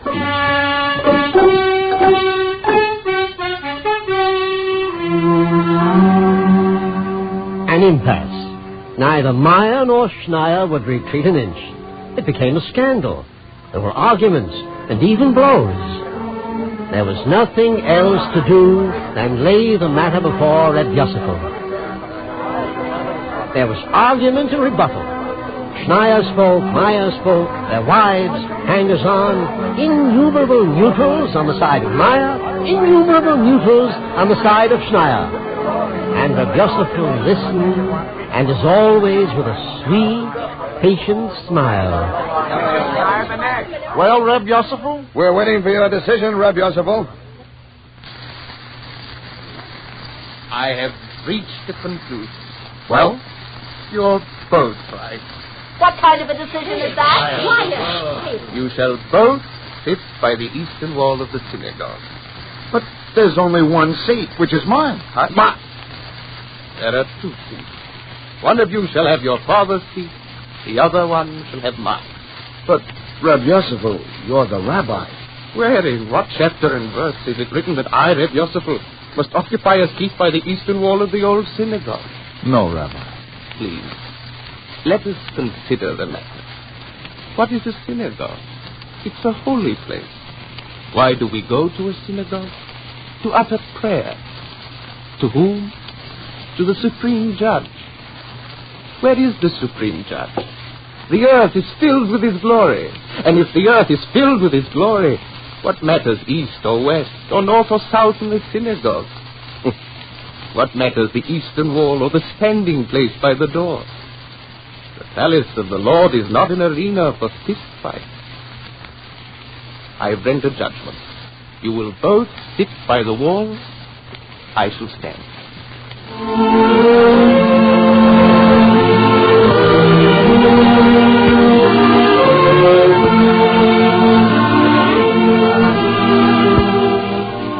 When the Sabbath came round, there was a strange spectacle. Both Meyer and Schneier were stationed at the door among the poor and the humble. They could not be persuaded to take their seats by the eastern wall, seeing which Reb Yosefel resumed his place by the ark, and Meyer and Schneier stood on their feet until the services were over. So it was the following Sabbath, and the Sabbath after that, as long as Meyer and Schneier lived, and the seat remained forever vacant beside the eastern wall of the old synagogue of Kazrilivki.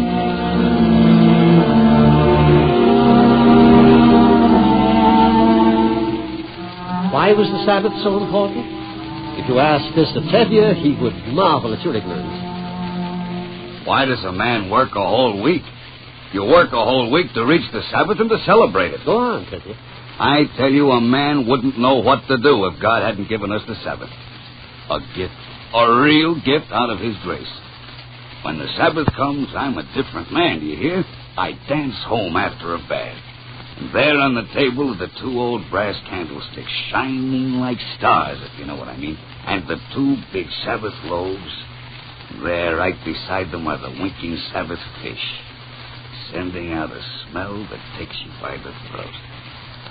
And the house is warm and bright and fresh and clean in every corner. Then what do you do, Tevye? What a question. I sit down like a king and open the good book and go twice over the week's portion. Then I'm off to the synagogue. And what a homecoming after that. The benediction by candlelight. The drop of good kiddish wine that sings right through me, if you know what I mean. And then the fish and the golden soup and the yellow carrots and honey.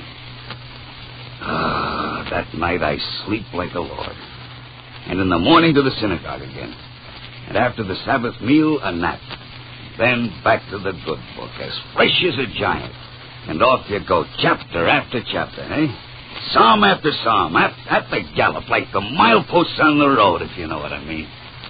Yismechu b'malchus b'shomrei Shabbos v'toreyoneh. To the world of Kazrilivki, the Sabbath was something very dear. A faint foretaste of the sweetness of paradise. In the afternoon, the children are quiet. Father sleeps the sacred sleep of the Sabbath afternoon. The marketplace is deserted. No peasants, no traders, no horses, no goats, no bleating, no braying. Shh. quiet. You must be at peace. You must have Sabbath within you. Body and spirit must know the tranquility and holiness of the day ordained at Sinai. The Sabbath siesta is not a long affair. Good. Who wants to sleep away the loveliest of days? Half an hour passes, an hour at most. Then you hear, issuing from the dilapidated houses and hanging over the crooked alleys, sweet, haunting melodies in a minor key.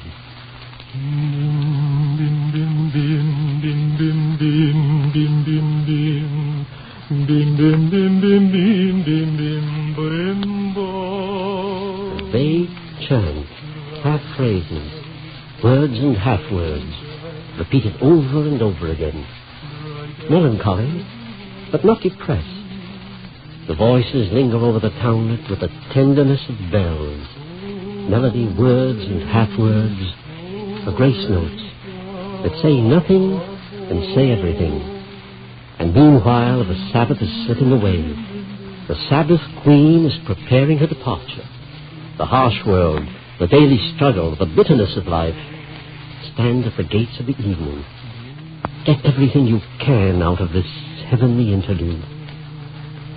Then the moment of separation from the Sabbath comes, and the Kezrillovkite takes regretful leave and sings his song in homely Yiddish. המבדיל בין קודש לחיל, חטאותינו ימחל, זרענו וחסדנו. Where are the Sabbaths and festivals of old Kezrillovkite? The ancient setting no longer exists. The worlds of Sholom Aleichm and Tevye are gone. The place where they lived has been harrowed by the fire of two great wars and a revolution. Now in America it is different. And all the surviving Kezrillovkites, the traditionalists and modernists alike, remember now and again with a nostalgic pang the far-off magic of those sacred hours, those transfigured interludes of the Sabbaths and festivals for which even progress and freedom have found no substitutes.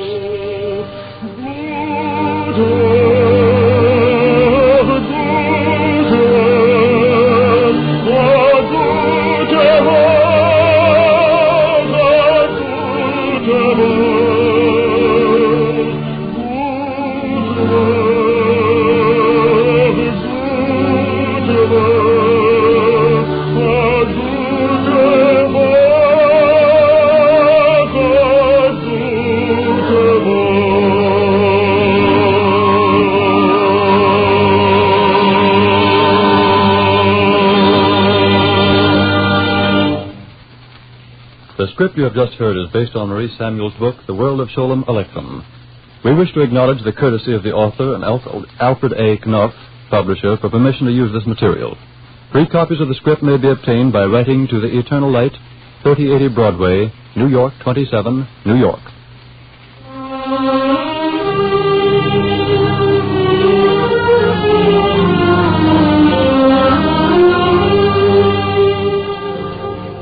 The Eternal Light is written by Morton Wishengrad. The music is composed by Henry Brandt and conducted by Milton Catons. The soloist is Cantor Robert H. Siegel of the Beacon Street Temple in Brookline, Massachusetts. Featured today were Sam Jaffe as Sholom Aleichm and Jackson Beck as Tevye. The entire production was under the direction of Ira Avery.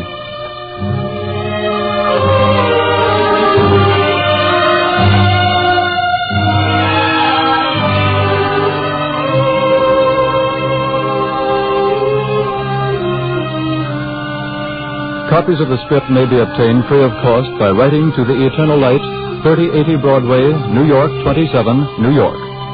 This program is presented as a public service by the National Broadcasting Company and its affiliated independent stations. The program was prepared under the auspices of the Jewish Theological Seminary of America.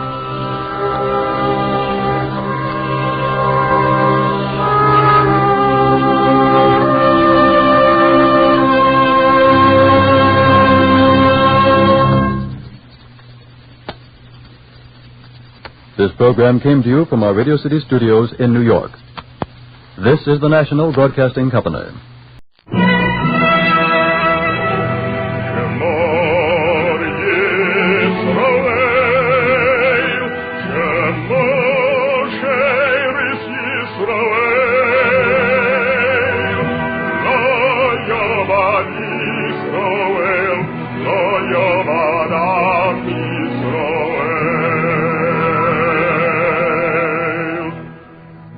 And the Lord spake unto Moses, saying, Command the children of Israel that they bring unto thee pure oil olive, beaten for the light, to cause the lamps to burn continually in the tabernacle of the congregation. And it shall be a statute forever in your generations.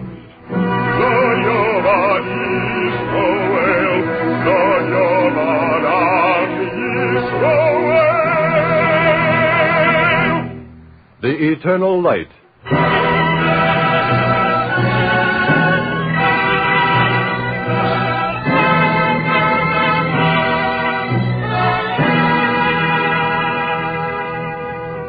The National Broadcasting Company and its affiliated independent stations present The Eternal Light.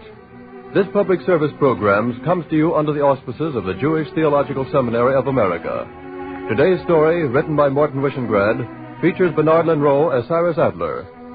Following the dramatic portion of the program, you'll hear a talk by Dr. Abraham A. Newman.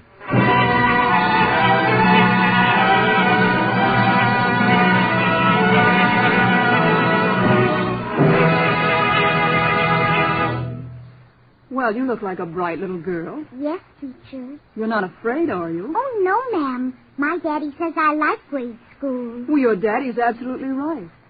What is your name? Sarah Adler, ma'am. But Daddy calls me Sally. Oh, fine, Sally. Now, what is your father's occupation? President. What? President. You don't understand, Sally. What is your father's work? President. Well, president of what? Oh, lots of things, teacher. Colleges and a publication society and a encyclopedia or something. Just president, ma'am. You seem to know a good many big words for such a little girl. Oh, Daddy uses little words, too. But I like the big words better. I can say theological and archaeology. Why, Sally, I think you can. I'd like to meet your daddy. You will, teacher. Daddy's always going to school.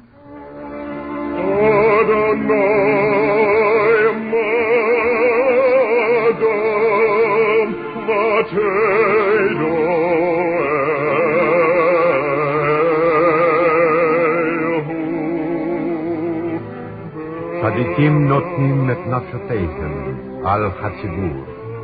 These are the righteous who sacrifice their peace of soul for the sake of the community.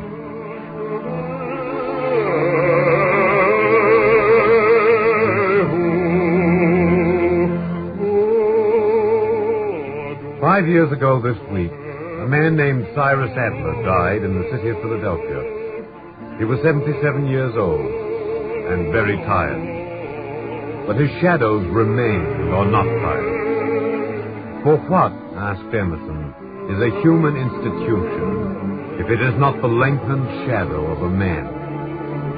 The shadows of Cyrus Adler endure, for he was a founder, a builder, a servant of the community of Israel.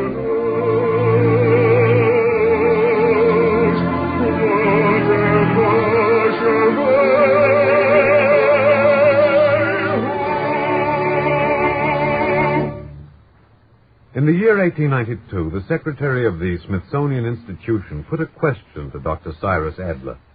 Dr. Adler, are you satisfied with teaching at Johns Hopkins? I think so, Professor Langley. What is it that you teach again? Semitic, Hebrew, Arabic, and a little of everything else. Coptic, Ethiopic, Aramaic, Syriac. Sounds very exciting, Dr. Adler. What do you do for relaxation? I catalog libraries. Very thrilling. Here, let me light you a cigar. Thank you. Well, now you look better, Adler. With that cigar in your mouth, you're not such a confounded ascetic. Yes, at this moment you look like a rather scholarly football player. That's a good cigar.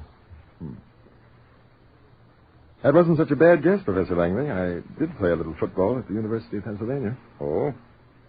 Well, tell me, how would you like to play scholar at the Smithsonian Institution? I'd like you to join my staff. What do you say? Oh, it's a flattering offer. Well? Will I have time for my own research? All the time you want.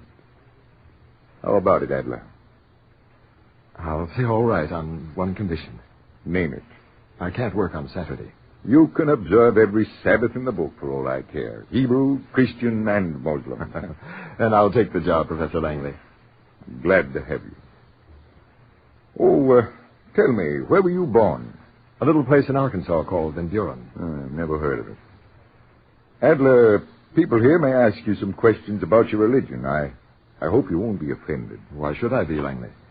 The time to worry is when people don't ask questions.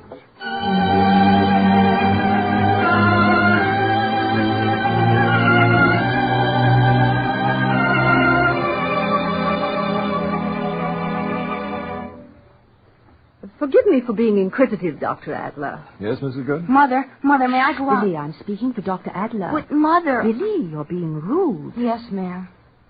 Well, what is it, Billy? May I go out and play with the boys? Billy, you haven't forgotten it's Sunday. We don't play with the boys on Sunday. Yes, ma'am. Excuse me, Dr. Adler. I was going to ask how you reconcile Americanism with Judaism. There's nothing to reconcile, Mrs. Good. Isn't there, Dr. Adler? Judaism is such a complete way of life. Billy, come here. Yes, sir? Would you like to play outside? Yes, sir. But you're not going to because it's Sunday. Yes, sir. Mrs. Good, don't you think that's a way of life? Yes, of course, Dr. Adler.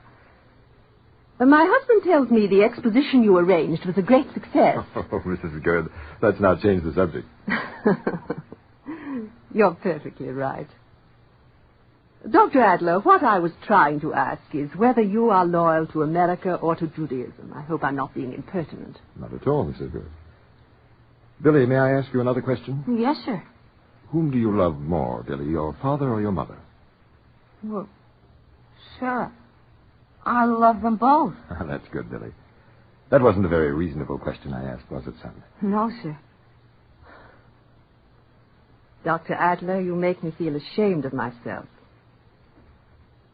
I wish you'd go out and talk to people.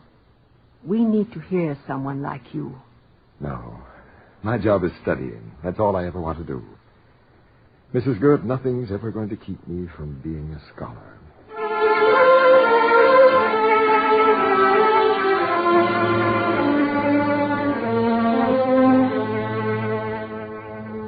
The ideal existence for Cyrus Adler. He found what he wanted at the Smithsonian Institution. He loved the company of books, the talk of learned men, the gentle quiet of museums and libraries. And in the busy, crowded years that followed, he took no conceit from his learning. He was anxious only for order and for intellectual honesty. If there was a passion in his life, it was for his religion and his people. But he served both modestly, without ostentation. He detested display of any kind, and his piety, which went deep, was deeper because he kept it to himself. And yet there were excitements, even interludes of adventure, as when Professor Langley asked him to approve a purchase of some ancient manuscripts. I'm almost afraid to handle these manuscripts, Adler. Good Lord, but they're old. Look at the green mold on the leather. Yes. A little too green, Professor Langley. Tischendorf of Leipzig says they're absolutely genuine. Tischendorf could be wrong. Huh? Could he? And look, don't you think the writing looks a bit peculiar? Peculiar? I hadn't noticed. What's peculiar about the writing? Well, it's much too regular. This style resembles modern printing. You're not trying to say we're being swindled? No. Professor Langley, there's an old Quaker I know in Philadelphia. Brierly's his name. He's a chemist. Huh? If you've no objection, I want him to put these green spots under a microscope.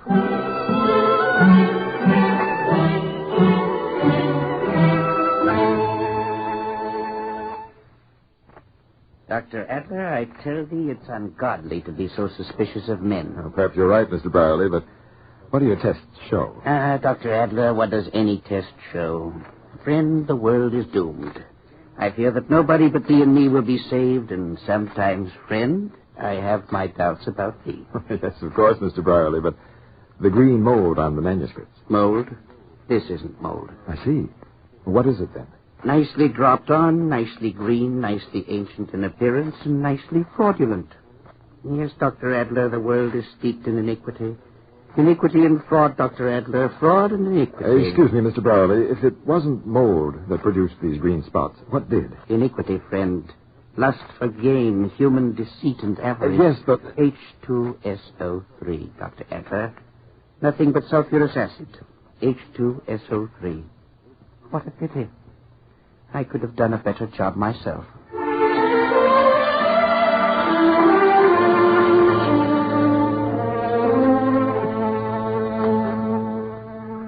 Thus, the sale of a clever forgery prevented by an old chemist's microscope and the scholar's intuition.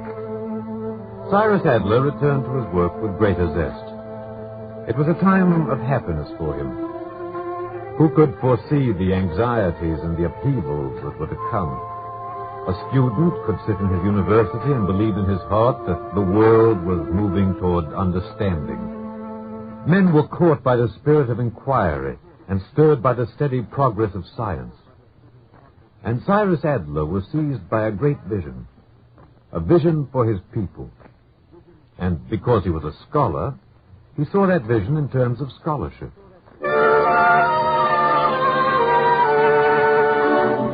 I've got a plan to revive Hebrew education in America.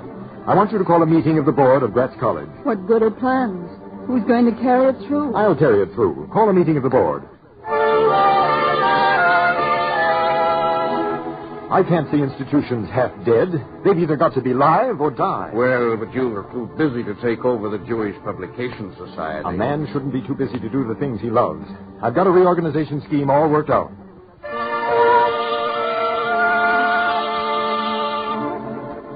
Adler, we're happy you can come to New York to give these lectures on biblical archaeology. I'm glad to, Rabbi. But how can you? You're so busy. Rabbi, I'm discovering that the busier a man is, the more he can do.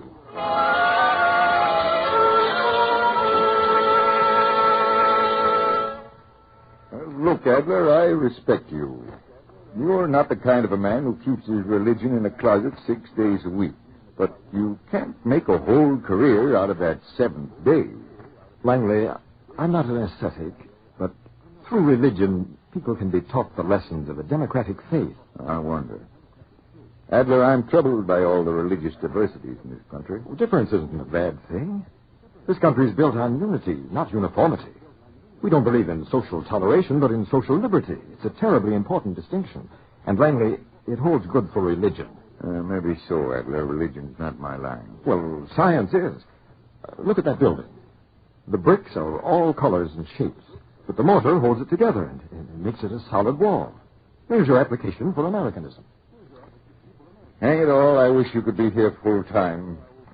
Someday you're going to be assistant secretary of the Smithsonian, and when I'm gone, well, there's a career here for you, you know that.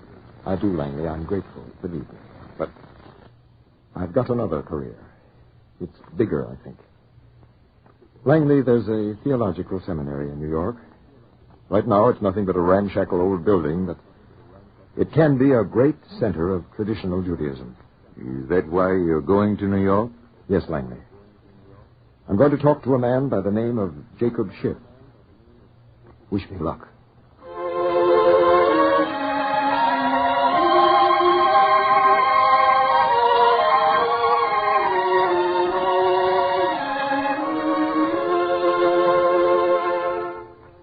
Adler, why come to me? Tell me a better person to see Mr. Schiff. I'll go to him. Look here. Aren't you doing enough? You ought to be satisfied. The day I'm satisfied, I want to die. Mr. Schiff, that seminary has to be built. If you say yes, I'll go to England and persuade Solomon Schechter to come here. With Schechter, we can make New York a center of Jewish theology. Adler, this isn't an ordinary contribution you're asking. Mr. Schiff, you will find a verse in Isaiah.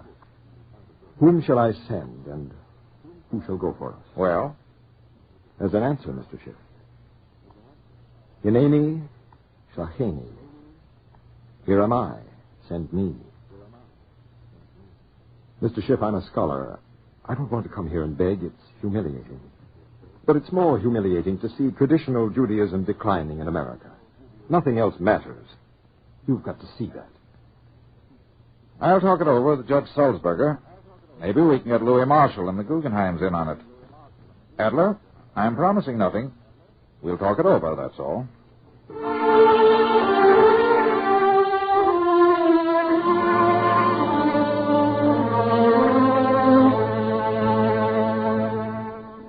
Adler, you win. We've agreed to put up $500,000. But... Yes, Mr. Schiff? On one condition. Yes? You're right about Solomon Schechter. We'll get him. But Schechter's not an executive. We want you to take over the job of administration. You can get someone else, Mr. Schiff. We want no one else. What did you say to me the other day? Hineni, Shacheni. Here am I, send me. It cuts two ways, Adler. You're right, Mr. Schiff. It cuts two ways. I'll be spending my time signing checks, making speeches, calling meetings. I suppose I can get used to anything. What's the sacrifice of one scholar if it makes many scholars? Adler, you'll have to see this through right from the beginning. It's your baby.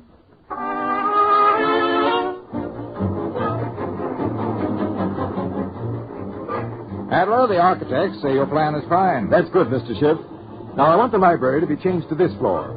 All the university is, Mr. Schiff, is a collection of books with students who know how to use them. Sure. Now you'd better run or you'll miss that 607 for Washington.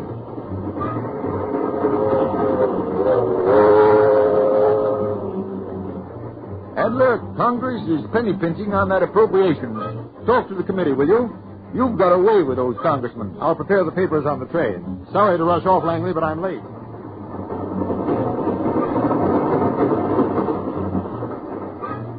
What we need more than anything else, Mr. Schiff, is a representative body to deal with situations like this terrible Kishinev pogrom. We need an American Jewish committee. Adler, go ahead and organize it. We'll stand behind you.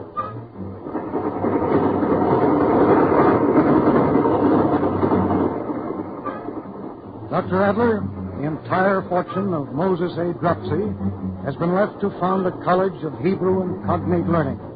We've agreed that you must be president of the college. All right, Judge Sulzberger, I won't sidestep a responsibility, only God give me strength.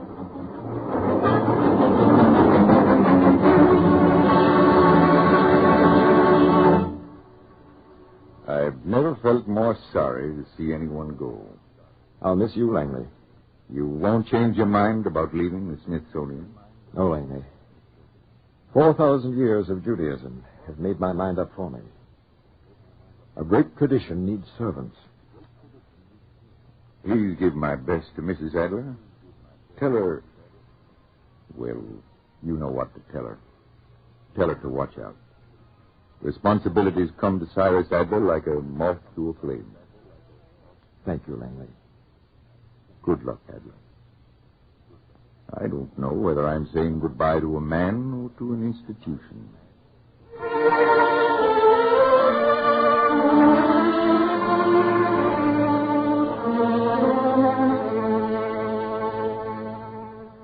Samuel Langley was right. Cyrus Adler built many things, and whatever he built was built soundly and with all his might. He was a man, but he became an institution in the world of Judaism. The years passed, and the things he did were charged with godliness and the comradeship of men. And always he clung stubbornly to his faith, and always he builded on his faith.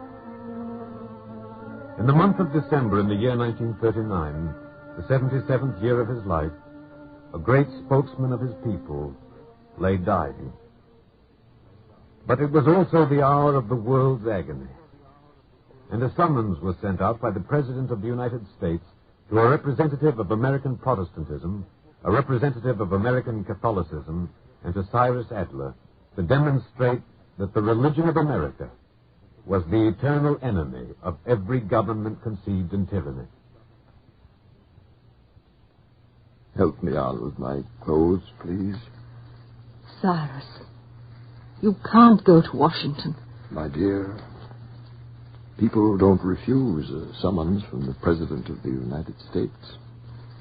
You're in no condition to go. The doctor says... He says... I'll fool him. I'm a pretty stubborn man, my dear. You should know that. I'll go to Washington and come back. Let me go with you. No. I'll do it alone. Then let a nurse go with you, please. No. I'll go under my own power. I'll come back the same way. Here are your shoes. Don't worry. We ought to be very proud. Wear this suit. You always looked well in it. I want the spokesman for American Judaism to look handsome when he sits in the president's office.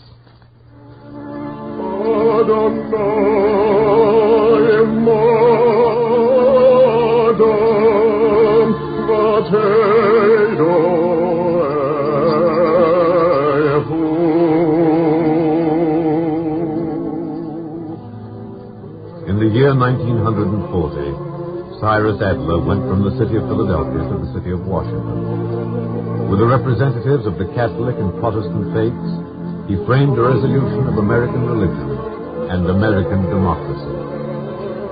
And Cyrus Adler returned and died.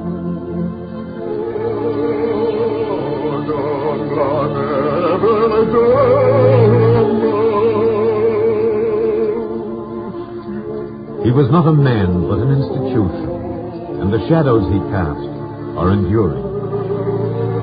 Tzadikim notnim et nafshatehim al hatzibur. These are the righteous who sacrifice their peace of soul for the community. This is the valedictory of Cyrus Adler, the words by which his students knew him. Our banners must be held aloft. We cannot muster armies. We cannot build navies. We cannot compete with the air fleets of the world. But to the world we shall say, dying and bleeding we shall say, the Lord is the portion of mine inheritance and of my cup. He maintaineth my lot. Yea, I have a goodly heritage.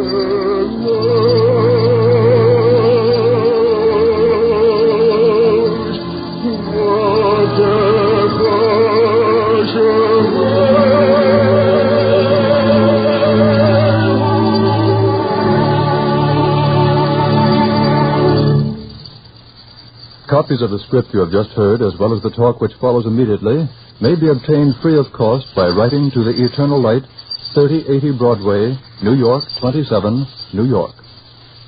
And now we present Dr. Abraham A. Newman, President of the Dropsy College for Hebrew and Cognate Learning in Philadelphia, who speaks to you from Philadelphia.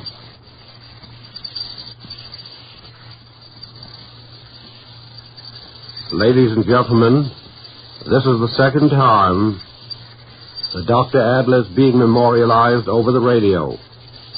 On his 75th birthday, a national broadcast was arranged in his honor, a very rare tribute indeed. And now, 5 years after his death, the memory of the man has been brought to you again through this dramatic sketch. I am unable to say how much of the breath of his being you have been able to absorb through this dramatization. President Roosevelt summed up the man in these glowing words: scholar, patriot, humanitarian, and religious leader who held fast to the ancient verities, an earnest worker in the cause of peace, and advocate of goodwill among men. President Roosevelt knew him well. He reposed great confidence in his statesmanship, which was always wise and kindly. On December 23rd, 1939, as you have heard, he summoned Dr. Adler to the White House to formulate with him and the representatives of the Protestant and Catholic churches a program for the coming of the day when peace would be reestablished in the world. This was a high call to duty, and he responded to it with all the fervor and strength he could summon in the last twilight hours of his life. It is a noble deed to bring the forces of religion together, he wrote to the President. This was indeed his valedictory. Soon thereafter, he received the highest summons from God on high. It is not given to tongue or pen to portray in such brief span the quality of Dr. Adler's life and work. His was a rich life, filled not only with ceaseless activity, but graced with composure of mind and soul. He was a proud American. He was a devout Jew. He was at home in many worlds. He lived in the world of books, in the realm of science, and in the hearts of little children. It is a rare man indeed, whose name was a household word in the ghettos of Europe, where students pore over the ancient lore of the Talmud, and whose birthplace in Van Buren, Arkansas, bears a marker set up by the local chapter of the Daughters of the American Revolution. Cyrus Adler will live long and tenderly in the hearts of all who knew and loved him, Jews and Christians alike. His place in history, too, is firm and secure. Future generations will look back upon his life for a blessing and inspiration. Thank you, Dr. Newman.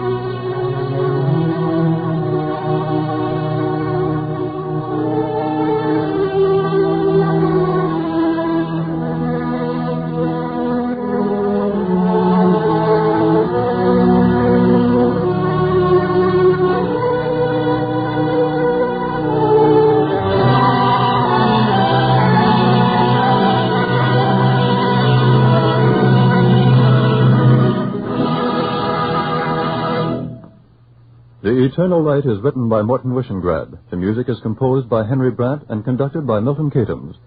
The soloist was Cantor Robert H. Siegel of the Beacon Street Temple, Brookline, Massachusetts. Bernard Monroe appeared as Cyrus Adler, and Alexander Scorby as narrator. The entire production was under the direction of Ira Avery.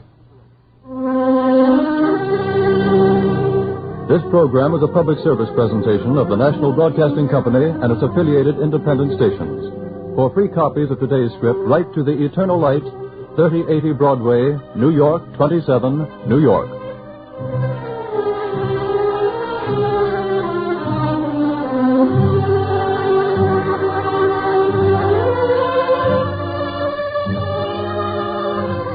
This program came to you from New York City. This is the National Broadcasting.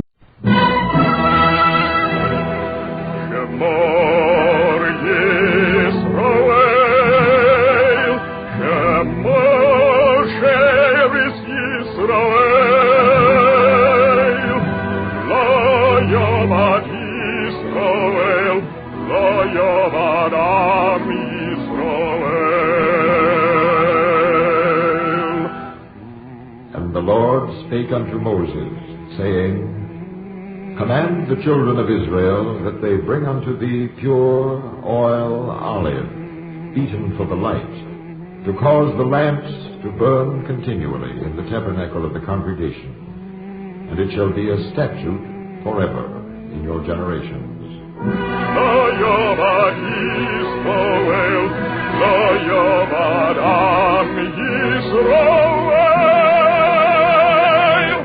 The Eternal Light.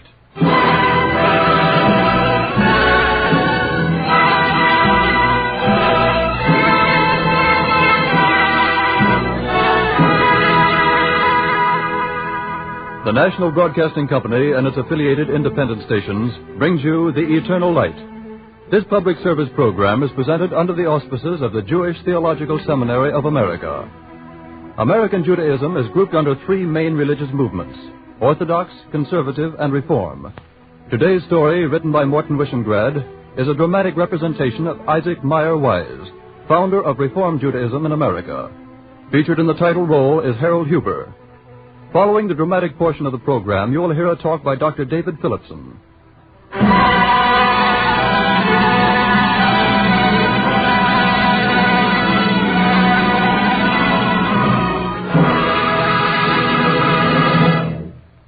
The year is 1899. Sir Moses Ezekiel, the internationally celebrated sculptor, has come to a Cincinnati suburb to carve a likeness of the stormy petrel of American Judaism. It is spring, and a bird is singing. But for Isaac Meyer Wise, it is winter, the 80th year of his turbulent life. This shouldn't take much longer, Rabbi Wise. You're not tired, are you? Now, don't be so all-fired solicitous, young man. I'm not used to it. So I gathered. A bit more to the left, please. Hold it, please. Young man, you're a nuisance. Am I? Would you mind wearing your spectacles? I certainly would. Besides, I lost them. Oh, no. They're in the same place, Rabbi Wise. On your forehead. Well, that's where they belong. You sculpt me just as I am, young man, and don't you try to make me venerable. Nothing venerable about me. You're rather pleased with yourself, aren't you? If you can reach 80 and make as much trouble as I did, you'd be pleased yourself. I dare say. Tell me if the pose tires you. You all right? Of course I'm all right. Just thinking. You go right ahead and fiddle with the clay. I'll think.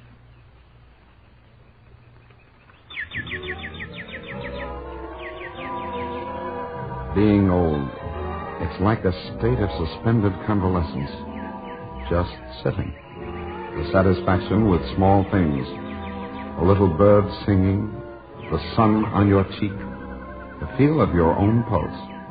It's good. Just sitting and being pleased with the smell of April, not worrying about December. That is good.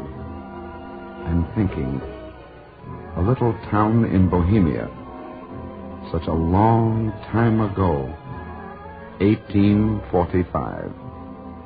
1845 in the Bohemian town of Radnitz. And the Burgomaster saying... Sit down, Rabbi. I'll stand, Herr Burgomaster. As you prefer. Your name is Isaac Meyer Wise, isn't it? Yes, Herr Burgomaster. I understand that last week you married 3 couples. I did. Without our permission. I did. Let me refresh your memory, Rabbi. No rabbi in Bohemia may perform marriages without our permission. My apologies, Herr Burgomaster. Sir, I object to your tone. That makes us equal, Your Excellency. I object to your law. Nevertheless, you will obey the law. Some laws are a crime. Your Excellency, their execution is a felony. Careful, Rabbi. I didn't make the law, but I carry it out. Impress that little fact on your mind. The Jewish population is going to remain stationary, do you hear? No one marries until there is a vacancy. And a vacancy occurs when someone dies, and I certify that a vacancy exists. Is that all, Herr Burgomaster? Yes, that's all for now. We've got our eye on you, Rabbi, for a lot of things, my friend. No more marriage services, my friend. That's a warning.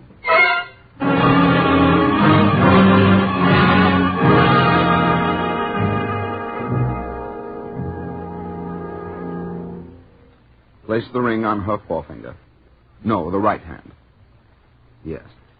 Say after me, Behold, Behold, thou art consecrated unto me by this ring, thou art consecrated unto me by this ring, according to the law of Moses and of Israel. according to the law of Moses and of Israel. What? Don't be alarmed. Apparently we are to have uninvited guests. There's a door in the back. Are we married, Rabbi? Yes, the ceremony is over. Don't hurry as you leave, and don't be afraid. They are the criminals, not we. Now go, and God bless you.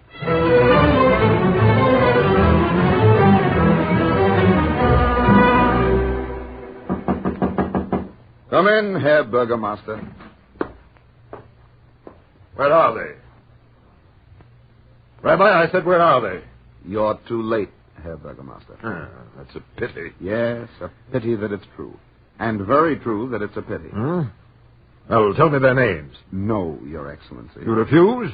I do. I'm not going to arrest you. Oh, no, Rabbi, not for this. When I get you, it's going to be for something good. I appreciate the compliment. Not at all, Rabbi, not at all. Wait a minute. I've forgotten something. Yes. Tomorrow is Emperor Ferdinand's birthday. You will preach the customary sermon of congratulation? Yes, of course, Your Excellency. Why not come yourself? Rabbi, a very good idea. Then I shall take special pains with the sermon. No doubt, Rabbi. No doubt.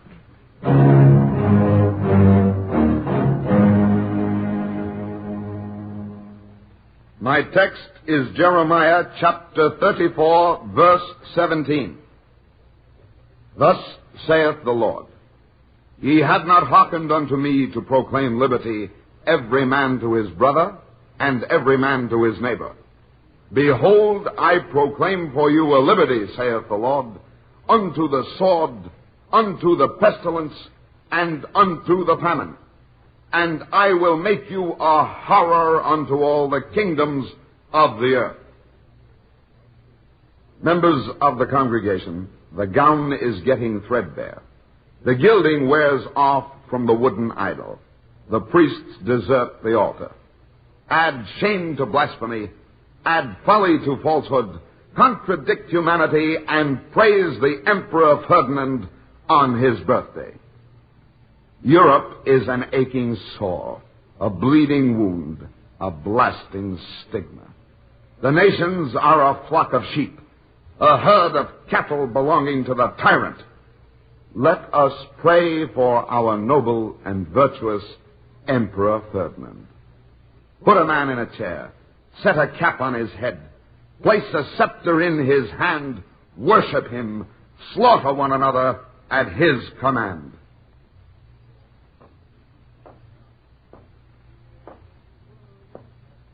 Eloquent sermon, Rabbi. Glad you like it, Your Excellency. I'm not quite finished. No, I think that will do, don't you? Perhaps you're right. Let's not keep the governor waiting. The governor? Yes, of course, Rabbi. He's most anxious to speak with you. I see, Herr Burgomaster. By all means, we mustn't keep the governor waiting. Just what I think. All right, Rabbi. Shall we go?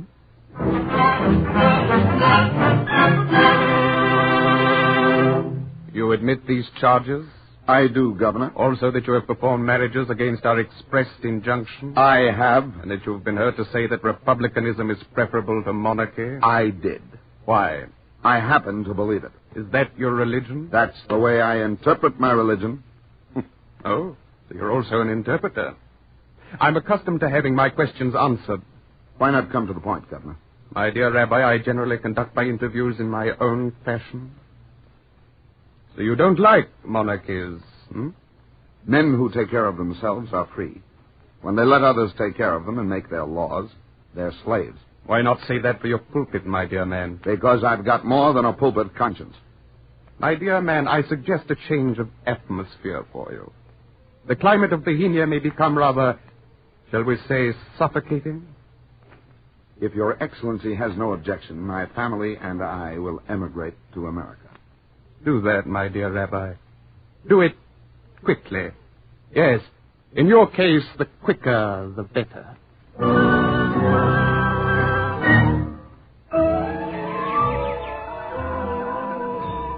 The timeless pattern, pilgrimage to freedom, the ocean luminous with the wet footprints of exiles who had gone before, winds steering westward to the American earth, where no man gnaws the dead bones of past centuries, a place for new beginnings, where men can write their names upon the stars and not upon tombstones, a place to learn new words in a new language, and to stand in a free pulpit and open an American Constitution and see in every line the law of Moses, the code of Israel.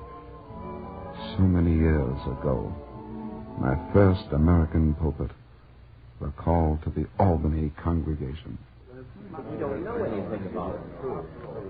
Rabbi Wise, before we decide to engage you, we'd like you to make something clear. I want you to make a lot of things clear. I'll come to it, Schmidt. If you don't, I will. Don't you trust me, Schmidt? Go ahead. Don't talk so much. Now, as I was saying, Rabbi Wise, we want you to clear up something. What is it? Well, we hear that you believe in some kind of reform. That's what we heard. I do. Is that so? What kind of reform, Rabbi? I'll try to state it simply. Only that portion of Judaism which will and must become the common good of all men is religion to me. Is that so? Go on, we're listening. Do you want a speech? Oh, no. Just tell us what you believe. All right, Mr. Schmidt. I believe that Judaism does not insist on dogmas. Yes. Well, what makes a religious Jew? His deeds, not his creed. Schmidt, what do you think? I'm still listening. That's not only my doctrine, Mr. Schmidt. You'll find it in the Talmud. I am still listening. There's a section in the Talmud where God is imagined to exclaim, I would rather they had forgotten me and had observed my law. Schmidt, what can we lose? He quotes Talmud. That's right. Well, Rabbi Wise, you've got a congregation.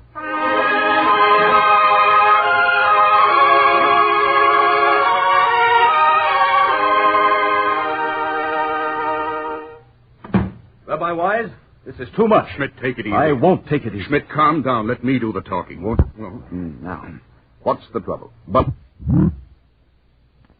sit down first. Rabbi Wise, I want to know if this is true. So do I. Is what true?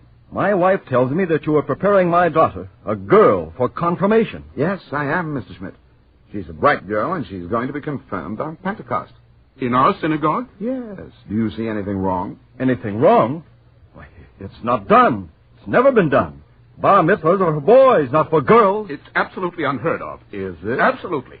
Rabbi Wise, you're not going to disgrace this synagogue with these crazy innovations. Tell me, when Moses brought the women of Israel to Mount Sinai, were you disgraced? But you can't justify this thing. I think America justifies it. Women are not second-class citizens.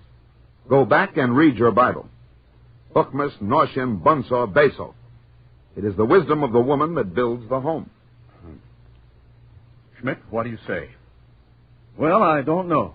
I believe in a living Judaism. Legalism isn't religion. Mysticism isn't religion. No? No. Religion, Judaism, for me, it's the fear of the Lord and the love of man. I've tried to introduce reform in other places. I've been mocked and scorned and reviled. But I have faith in America. Someday the mockers and the scorners and revilers will admit they're wrong. They will accept the confirmation of girls. It's a small thing, perhaps, but they'll come to it. Well, all right. It can't hurt. Good. Let us enter the palace of the Lord and not waste our time scratching our names on the bricks outside, eh? Schmidt, what do you think? I don't know. Life used to be peaceful before he came. Rabbi Wise, You ought to go out and found a college of rabbis. Would it surprise you, Mr. Schmidt, if I say that I've been thinking of nothing else? Rabbi Wise, nothing you say surprises me.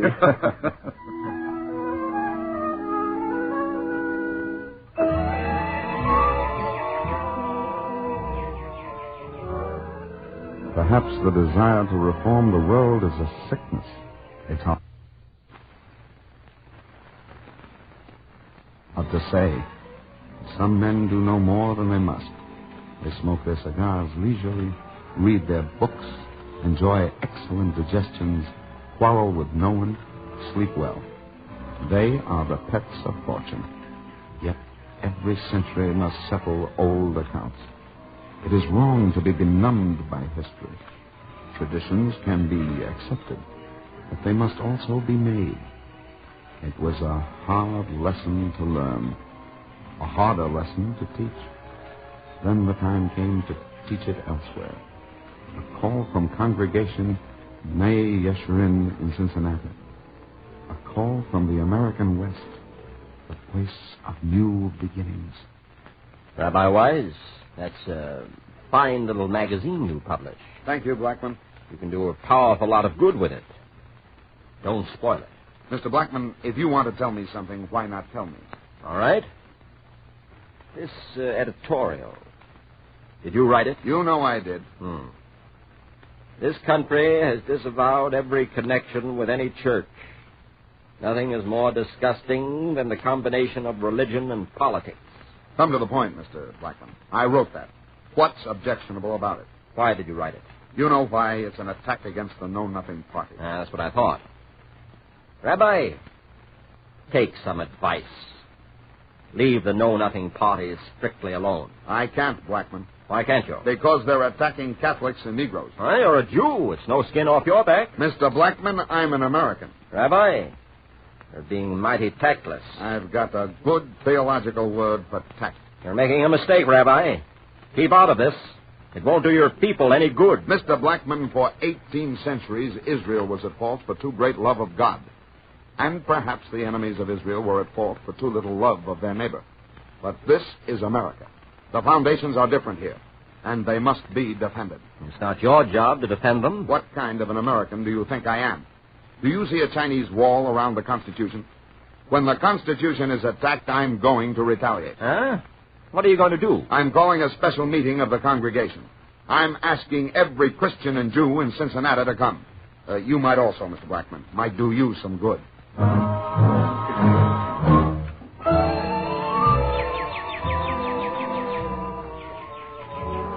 The old sickness, bigotry and sectarianism. And in America. It hurts so much in other places. In America, so much more. For this is the beacon light of nations. And yet every generation must fight its own evil and build against it. And every man must build in his own way.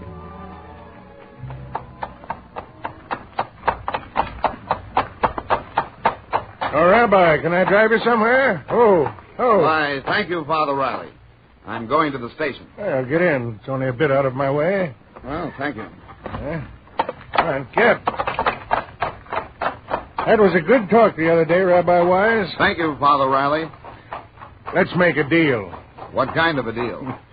You convert Jews to Judaism. I'll see if I can convert Christians to Christianity. I'm going to keep my part of the bargain. That's why I'm driving to the station. Father Riley, maybe I'm crazy, but there's room for a Hebrew college in this city.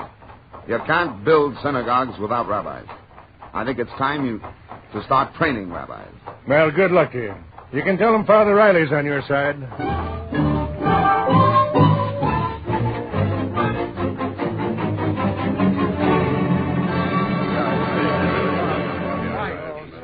If you gentlemen have no objection, I'll turn the meeting over to Rabbi Wise. The floor is yours, Rabbi. You gentlemen look rather pained. Well, we're wondering how much you expect from us. Do you think I like doing this? From what we've heard, you do it mighty well, whether you like it or not. I hate it. I live on a railroad. I go from city to city. I beg. I come here. Why? Do I want anything of you? Nothing. Why must I be your servant, your slave, your beggar, your scapegoat? That's all I am. I'm a beast of burden to myself. I'm switched by the storms on the mountain. I'm getting old and weary and almost tired of life. Yet I must come here and speak. A man can't rebel against his conscience any more than he can rebel against God. You and I cannot separate ourselves from our people. We cannot be faithless to our religion. I'm here to plead for a holy cause. I think a portion of the history of America depends on your answer. It isn't much, Rabbi Wise, but it's all we can afford. Thank you, Jonas. That's enough for 6 classrooms. Will you accept this, Rabbi Wise? With all my heart. You've just given us half a library. I'd like to enroll as a rabbinical student. Glad to have you. I'm glad to come. Nervous, Rabbi? What for? The first commencement of the Hebrew Union College? I've never been happier in my life.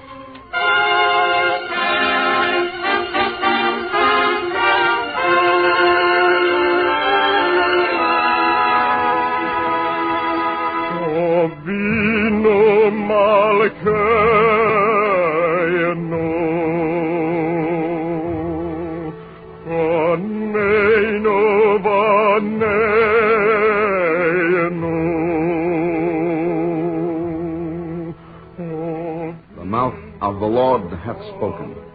Let no good man despair of human nature and human destiny, for the Lord is at your right hand, and you cannot fail. His promises are your banner of light. The time is coming when all the fortresses and the castles and the bastions will lie in ruins, and a newer generation will say, our forefathers needed those damnable structures, but we do not. The time is fast approaching when man will recognize in man his fellow creature, the image of his God, the object of his love, the brother of his heart. The knowledge of God will fill the earth as the waters fill the sea.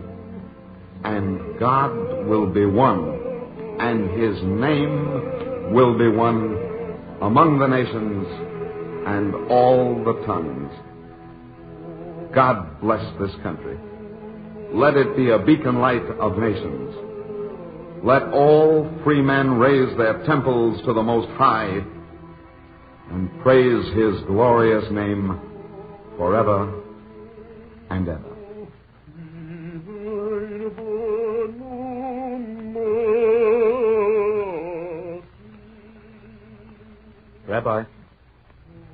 Rabbi, you can rest now. What's that? I said you can rest. Remember me? I'm the sculptor. Huh? Have you been thinking? Yes, remembering. Why don't you come in now, Rabbi Wise? Come in and lie down. No, you go in, young man. I'll sit here. When a man's 80, sitting is good enough. Time enough to sleep. Well, don't stay too long. As long as I'm allowed, young man. I'll bring you a blanket. No, young man, don't bother. I'm warm enough. It's spring. There's a good smell from the ground. The birds are back. And someone's singing. I'm warming up.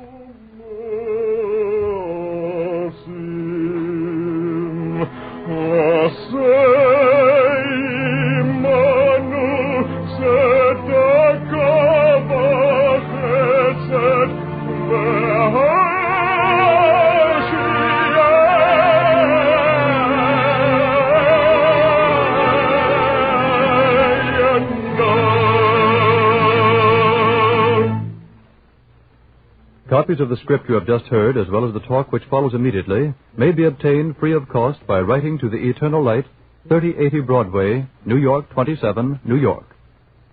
And now we present a brief talk by Dr. David Phillipson, Dean of the Reform Rabbinate, who speaks to you from Cincinnati.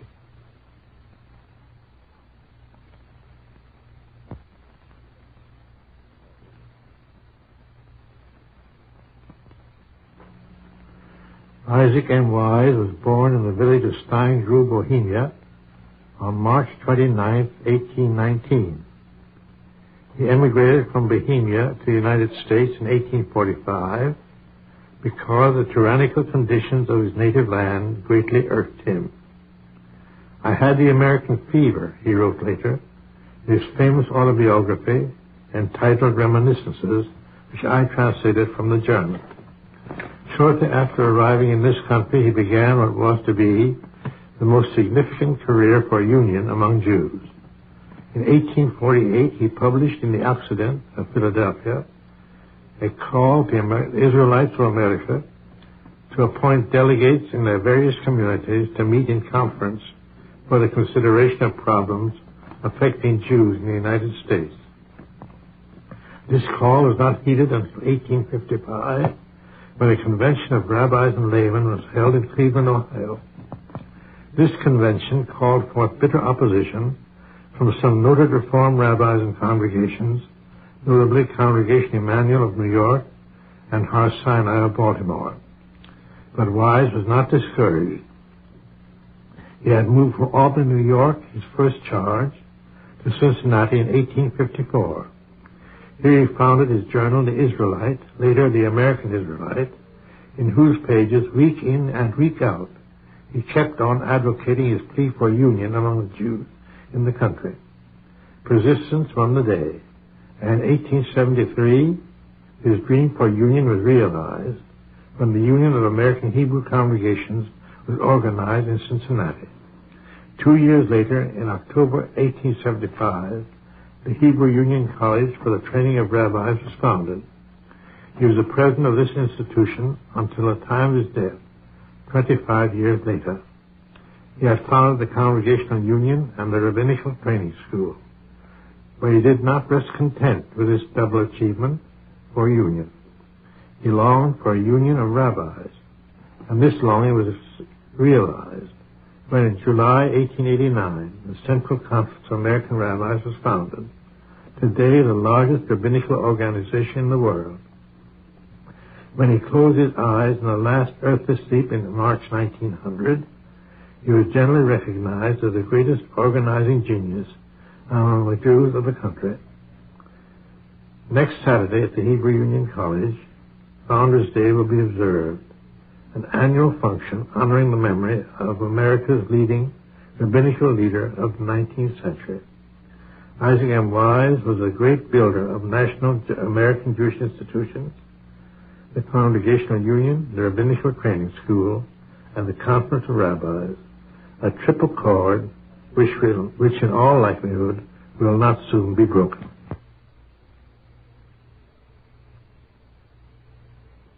Thank you, Dr. Phillipson.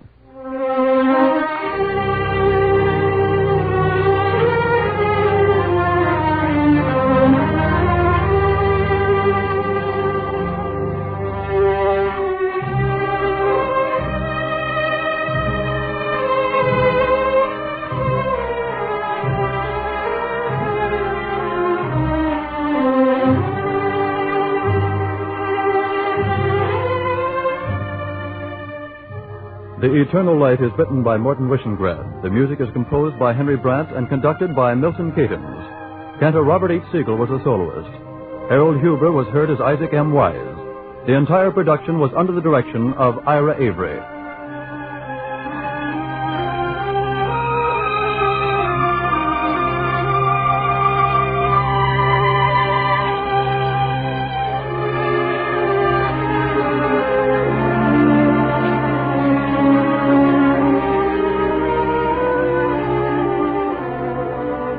This program is a public service presentation of the National Broadcasting Company and its affiliated independent stations in cooperation with the Jewish Theological Seminary of America. For free copies of the script, write to The Eternal Light, 3080 Broadway, New York, 27, New York.